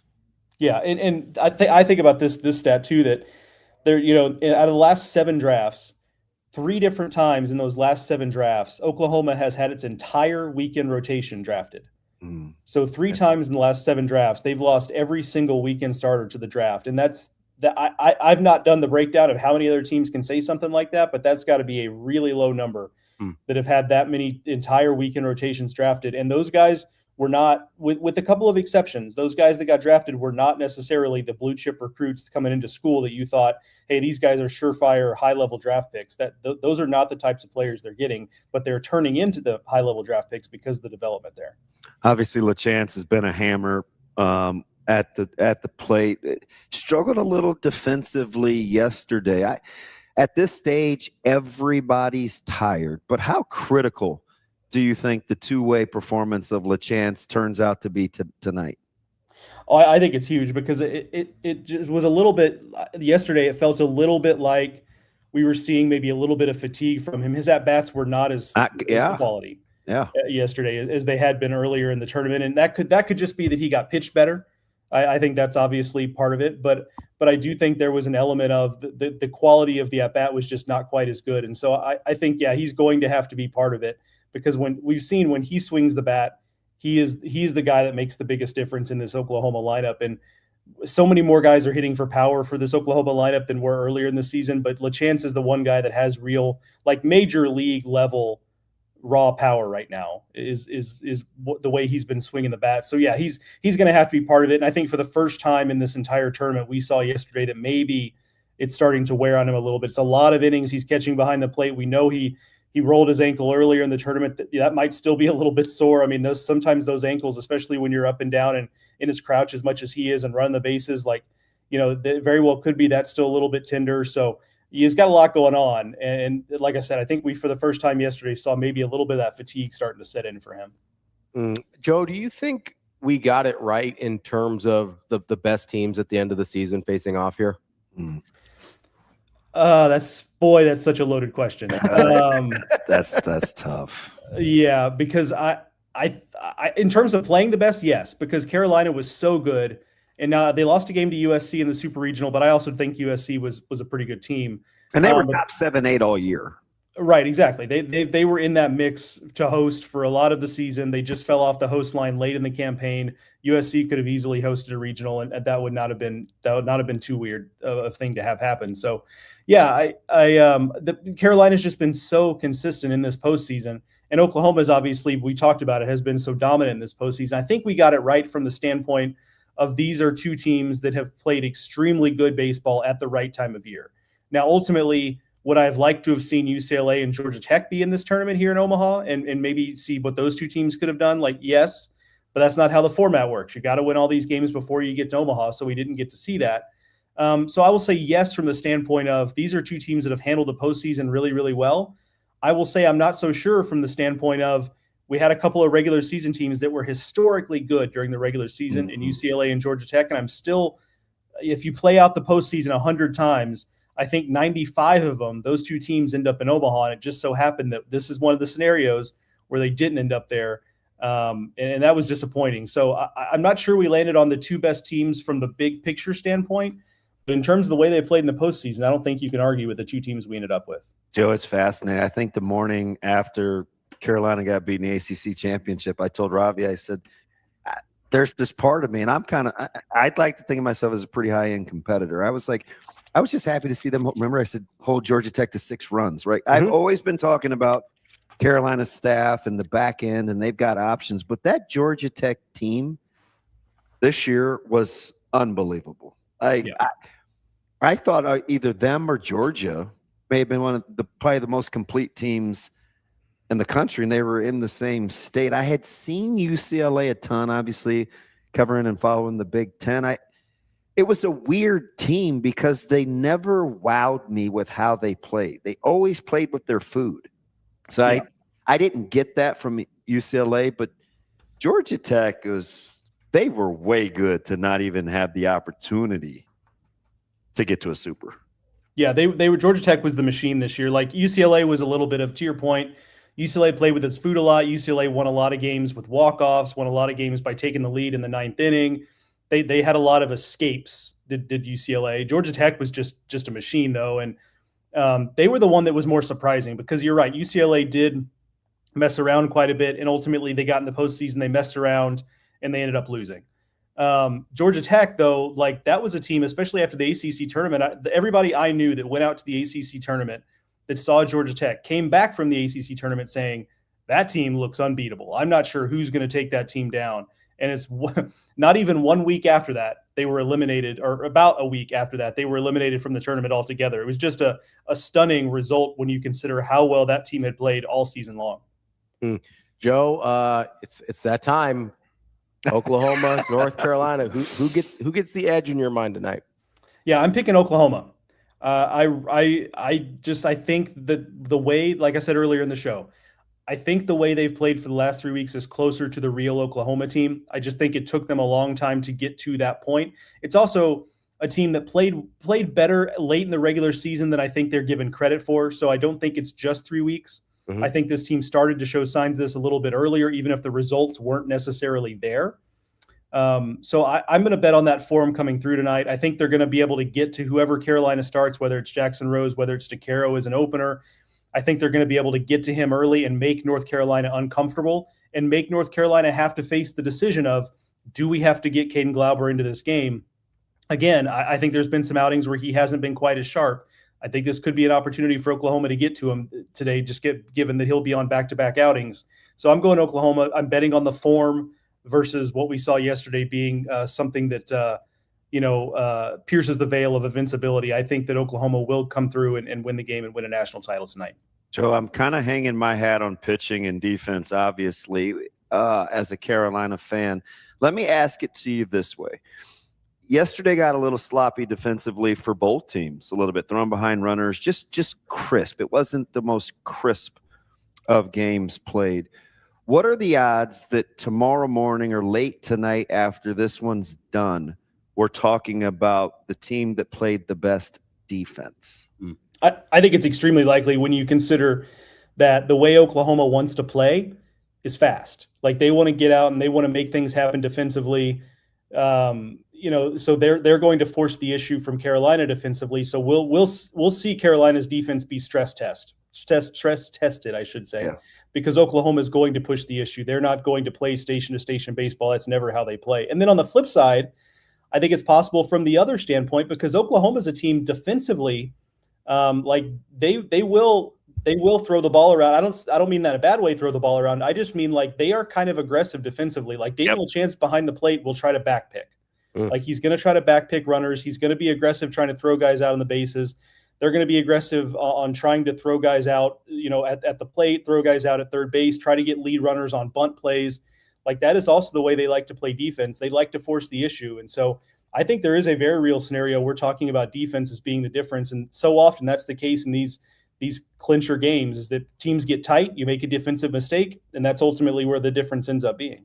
Let me last one for me, because I think it's interesting that the temperaments. Oklahoma, even the fan base, you can see the back and forth. She mentioned LaChance and kind of how he's given it to, neither team really loved what was going on from an umpiring standpoint yesterday. Where does Oklahoma's bravado, kind of the brashness, come from? Who's kind of the ringleader that sets the temperament for how confident that baseball team is? I think it's a two-part answer. I mean, first it comes down from on top, and that's Skip Johnson. Like he's been a little bit of a star of the post-game press conferences because he's a little bit hard-nosed. He does some hunting metaphors. He'll give you a little bit of a short answer that comes off maybe as a little bit not rude necessarily, but just curt. Yeah, like he'll be very, very short with people in a way that can be kind of funny sometimes. So I think some of that comes from there, but I also think they've got a leadership group that's just really, really hard-nosed and really, really understands the game of baseball and what it takes. Jackson Willits is probably chief among those guys. Trey Gamble is another guy that's a leader there. And they do have this quiet swagger about them. They're not like the old Tennessee teams of past. They're not even like the Georgia teams we've seen of recent, where there's a very outward swagger. It's a very like controlled, self-assured, self-confident swagger with this Oklahoma team. I think it starts at the top, but I think it filters down to the players as well and to their leadership group. That is Joe Healy from D1 Baseball. Joe, appreciate the time as always. Great stuff, and enjoy the game tonight. Thanks, fellas. You as well. Thanks, Joe. That is Joe Healy from D1 Baseball. We had a little bit of breaking news during that interview. Nebraska's got – you good? Yeah. All right. Nebraska's got a commit from in-state offensive lineman Barrett Kitrell, and that's one I think people have been waiting on for a minute here. Yeah, behind the scenes, man. It was a lot of it was going to be one of the K's. Yeah, and it's filling up in a hurry. And I think good call and congratulations to Kitrell, because I think for him, it was just weird seeing all the RPMs for Kuhn to go to Missouri, and just from the outside looking in, it's like, oh, that was a pick, and it was just like, maybe, yeah. But Nebraska is in a position like, hey, let's strike while the iron's hot, right? Yeah. And that might not have fit everybody's timeline. Might not fit everybody's timeline. And he's a good athlete. So, you know how good it makes me feel? Just that's the guy we went to go watch in Lincoln. Yeah, play basketball. Yeah. And Coach Rhule was like, hey, it's a high school game. I want to go watch this guy up close. I want to see how he moves. And his partner in crime fell in love with Tonjes as an athlete. And I was like, that's their quarterback. There's a lot you can learn about football players playing basketball. Yeah. I just like especially linemen. And they look at you a long time. Like if you're not putting out those eye-popping numbers, like they do their due diligence. Yeah. Which they like you, and they like you in all. They like to watch you in all facets. So that's a good pickup for Nebraska. I know that's one that people are going to be happy about. Winning a head-to-head battle with the likes of Iowa for an offensive lineman always feels good. You know, that's one I think we like getting. I think we kind of he was there when we were down. Just coincided. Yeah, I think that it's kind of like getting the flip on an edge recruiter from Mo from Minnesota. I feel like that makes people feel good. Like when you get guys that are interested in certain other schools, I think what a BK. And you know what's funny? Nebraska kind of had that family had its own feelings on how they were recruited by the university over the course of the last 10 years. Yeah. Because there's been some good ones. Sure. Yeah. There's been some good ones in that building. So that was just good old fashioned recruiting. Well, and that's Kobe and Alex joking. Alex because he's the ringleader in our Discord. What if BK told him he committed because of the uniforms? As soon as I saw those new unis, I'm in. Break the internet. I'm in, baby. You'd be surprised, KB Teasley. They're both pretty good at this. Sensational. Jeep and Lonnie both are Teasley's got Zoe wanting to meet his daughter. They were shooting hoops in the waiting area. Yeah. Teasley's a stud. Speaking of hoops, you see Coach Rhule give Trae a little bucket? Yeah. So I asked him, I said, are you left-handed? That was kind of a nice little fadeaway. I said, are you left-handed? And he's like, nah, I just had to get my body in the way because he's long. And I was like, most guys don't go left. And then he wrong foot him. He did. I don't think he saw it. I sent him a DM on Instagram. I go, hit him with that Dirk fade, coach. No, he hit him with the Jalen Brunson. That's what he said in the video. So they love that little. It's always about the tricks. That's what he said. Listen to the video. Like Matt Rhule said hit him with that Jalen Brunson. Get out of here. I was hoping that I would see Rhule at the Battle of Boneyard, see my hat. We'd start talking about the Knicks. So he was hiding late until the unveiling. He came down, yeah, because he was talking to Trae and them. Yeah, and them and them and them and them. And so them and them. I got a text. Hey, Rico and these goddamn Knicks, man. Would you stop it? Look, if I get to talking to Rhule, we're gonna be best friends. We're gonna bond over the Knicks. Hey, listen. So we just that's what we're talking about, Rock. Literally. Just we're talking about Kitrell. AJ. Yes, Queen. Jesus.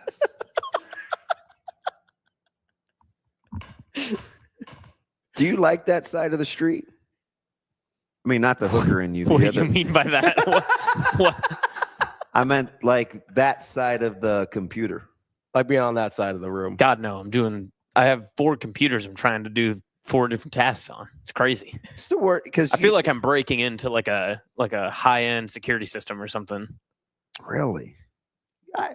You could miss me with that Yes Queen stuff. I'm just saying. I think it's funny. It's gonna be his bit. I think it's funny. And you laugh like it is already a bit. A jackal. I think it's funny every time. You know what else is cool about BK saying yes? What's that? Like Jeep hadn't been here that long. Oh, yeah, at that point when he locked in on Ashland-Greenwood. Because that was like January, wasn't it? Yeah. It was one of the first dudes that Jeep went after right away. He locked down on him early, and they stayed with it. And I asked him a couple months, or that was not a couple months ago. It's a couple weeks ago when I asked him at the camp if he was worried that Iowa got first dibs. Yeah, and he said whatever's supposed to happen will happen. We'll get him back next week. He's just very, very comfortable with how they recruited him. Yeah. Yeah. And then I told you, watching him hoop, it was miserable that night too. It ended up snowing. It was like 12 degrees. I remember that. It was not a good night. No, Barrett was getting buckets. But I'm glad Nebraska got one of them. That's a talented family. Yeah. I like watching offensive linemen and defensive linemen play basketball. I feel like you learn a lot. Wrestling, right? Wrestling is big. The funny thing about watching him hoop, I was like, he's smaller than I thought. But then seeing him this weekend, he's pretty big. He's huge. He's pretty big. So I'm like, he must have one of those things like where when he's hooping, he can like lean it out. Yeah, because he looked like a biggin. I'm not for a kid who plays C1. He has excellent movement and very, very good hand placement from guys that I've talked to. You watch him hoop, right? Yeah, I just want to see guys move, right? Like that's the big thing. Especially apparently we talked to Jeep. That's what he wants. Like he wants guys that can move. You know his best attribute other than his athleticism? His personality. I don't know him like that. I just know I know the family. I know the better. He has some heavy ass hands. So that's part of the reason he's got really good natural knockback. So that's part of the reason I like wrestling. I feel like you learn some leverage and heavy hands in wrestling. And then the other thing that I like is he doesn't happen to be like a shot put thrower, does he? I don't think so. A lot of times. I don't know. A lot of times he throws disc and shot. So a lot of times those throwers get I should know really good short area explosiveness with their arms and legs. And I feel like that's where you get a lot of the knockback is kind of learning how to produce a lot of force. I'll tell you the other cool thing about watching him. Yeah. Not the nicest either. Well, I like that. Yeah, that's why I like his personality. That's why I assumed you meant when you said personality. When he gets done with the game, he is like just this happy-go-lucky kid, smiles on his face all the time. Ashland-Greenwood wins a lot too, so that helps. That does help. But the W's help. But when he's in game, you would assume that is his personality 100% of the time. Yeah, just watch him. He finishes. It'd be interesting. I'm gonna figure out where they want to play him. Yeah, his his shot and disc leading up to this year has gotten better every single every meet that he went to leading into his junior year. He improved. Yeah, I like that because that means that you're improving your technique. I should have known that too. Yeah, and it's not like I don't need him to win state or anything, but like I enjoy when linemen, especially. I think it's the big thing. Verzal would be pumped because he loved him. Keona Davis was a thrower. Yeah, like that was one. You talk about a good athlete. So that was one of the things I really liked. He could hoop too. About Keona is like when you get that short area explosiveness, it learns you how to it teaches kids how to channel power really quickly in a short burst, and I think that's what we're talking about with knockback and stuff. How did I miss him throwing this year though? I think he might have missed a few. I'm speculating, but I'm guessing because he did more visits this spring, he might have missed a few. I follow him pretty close. Somebody said he had a broken hand this year. I don't know if that's accurate or not, but who said it? Rock Median. So it's hit and miss with that one. No, I'm gonna ride with him because when somebody says, "Why aren't you talking about a guy?" I'm guessing they know. Okay, I absolutely believe what he just said. That's a guy that knows him personally. So if there was an injury, that would make sense why you maybe missed some of the throwing. But I told you even after the basketball game that Monday, because we went on a Friday night. Yeah. That's like he was kind of a rim runner. Sure. He could shoot it. Yeah. I was like, what is going on? You expect him to be like a banger? He hoops different than he plays football. Yeah, bro. He yucks up a couple of threes. You're like, oh, right. Because like they have like 8 guys on that team that can shoot threes, and you're like, oh, Barrett. Yeah. Listen, you got to keep the big dogs happy every once in a while. Let them have a couple. And I told you how the staff they like Tom. They liked his athleticism. We were watching him warm up. I mean, they were looking at everything. Yeah. He's he's quick off the floor and this, that, and the other. I was like, we're not here to watch him. You're here to watch whoever's there, man. But then I did tell him we were walking out. I didn't say anything. I go, hey, that's their quarterback in football too, right? Yeah. Like, that's why he's a good athlete. But yeah, BK, that's good. I was a little worried. Sure. It's a little worried because you never know. Yeah. Well, I mean, and Iowa's got a good track record. And they're good at what they do. Yeah. I like that he took his time. Yeah. I like that he made a real evaluation of it. Huh. Finally got one on the family down there I can cheer for. Let's go. Real quick before we go here, I'm not gonna reveal the name because I don't have permission, but this text is from December 24th that I sent to a friend of ours who is at one point was very familiar with the Michigan program, athletic department in general. Okay. And this was during the whole Sharon Moore thing and everything. And I go, Ward seems like wildly incompetent, LOL. And he just quote tweeted that and sent me a tweet of Ward Manuel now 0 for 2 in retaining national championship coaches. Not bad. He went back and Rock. He said he saw that in an interview. Oh, gotcha. Okay. All right, Rock. You're going to be my new information highway, man. I need you logged in for most shows that you have time. I text with that person a decent amount, so they went back and got that one all the way back in December. The more you guys have intimate inside knowledge, you keep pumping it out. We like to be accurate. All right, that is the that's I do. I don't know about you. Well, AJ, he just is here for the jokes, according to. I like to be inflammatory. Accuracy is a climber. Listen, people calling me Zesty in the chat. First and foremost, I've been doing this joke since January. I say this is not new. This is not new. And you're anything but Zesty. You're like the other hound. I don't know. We had a bunch of Zestos this week. Wait a second. I'm half Zesto currently.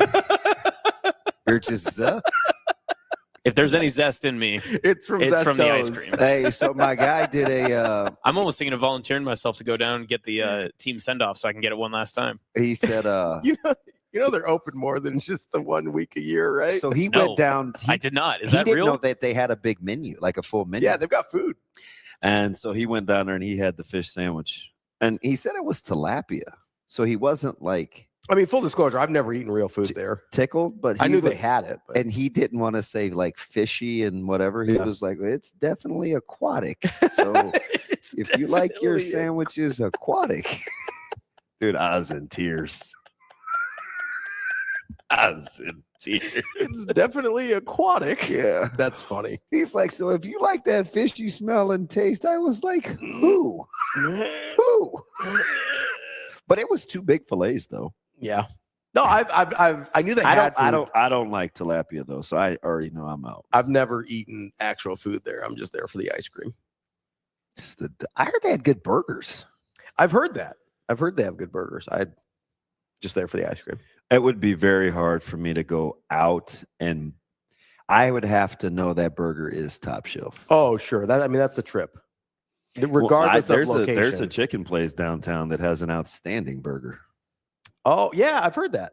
Oh, silly. I haven't had it, but I've heard very good things. Me and Zoe yesterday after church, we do the father died thing. Mm-hmm. We went to a restaurant off of Center. Yeah. And the smaller numbers, like around 40th. Mm-hmm. And we got a to-go sandwich for Breeze. Unbelievably good. Yeah. Oh. Local place or chain? Extremely local. She's had another deal, and then she moved, and she's in the old building of another restaurant there. And it is, dude, pretty good. Yes. DJ, their breakfast sausage, because I got a patty added. Yeah. It's misshapen and oblong, and that joker's. That's handmade. Yeah. I mean, never frozen. I probably would get less jalapeno cream cheese. Mm-hmm. It was a little much. The egg was perfect. Yeah. I'm talking perfect. Yeah. No brown, they nailed it. DJ wanted to know who won the golf draft. So that would be old DB. Sam Burns. It was close. So Burns getting into second.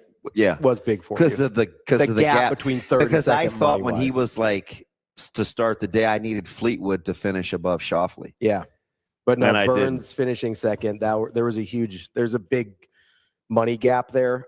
Shane got second. So DB was at 3.3 million. Shane was at 1.6. I was at 1.5. Yeah. So Burns getting up there in second. I like when I made my pick on Friday with Burns. You're like, okay, listen, DB, okay, all right, I know. What did you see Rory shoot a 39? Yeah, I was thrilled. I was like, that's my number 1 draft pick. Thanks, guys.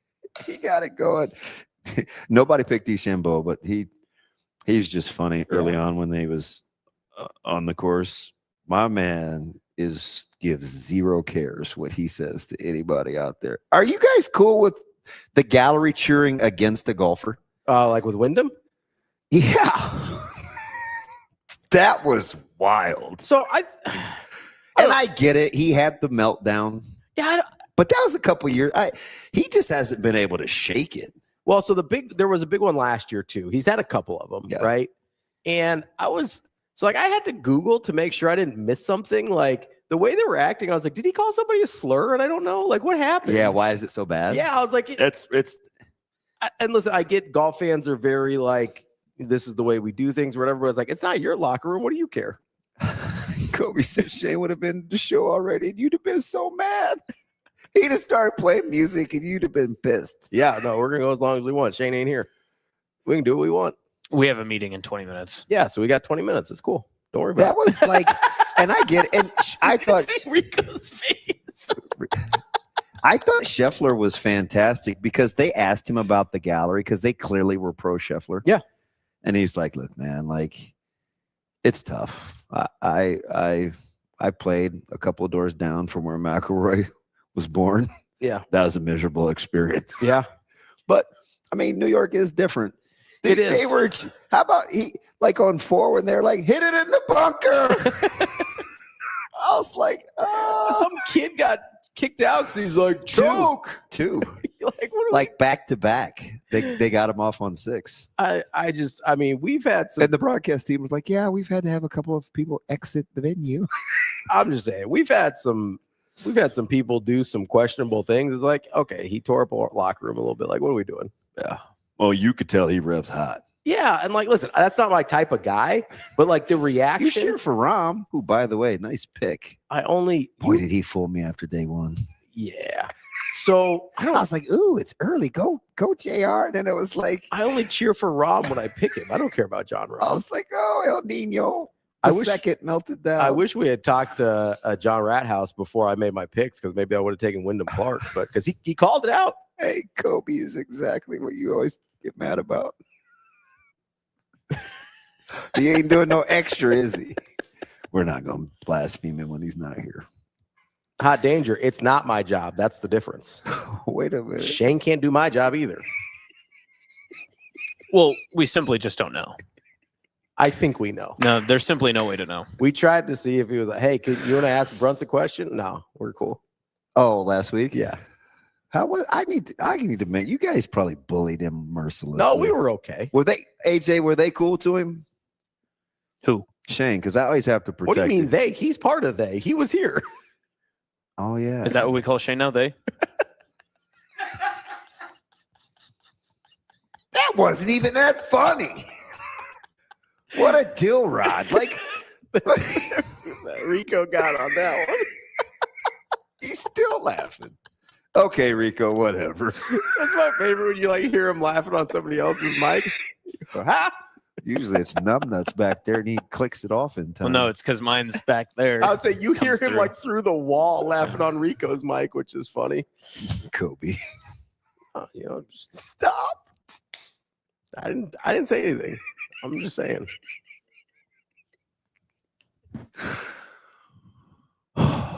You doing okay? Yes.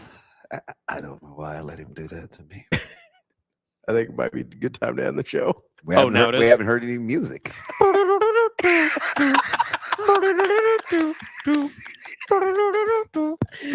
That's our Sports Live for the day. Doesn't have the outro.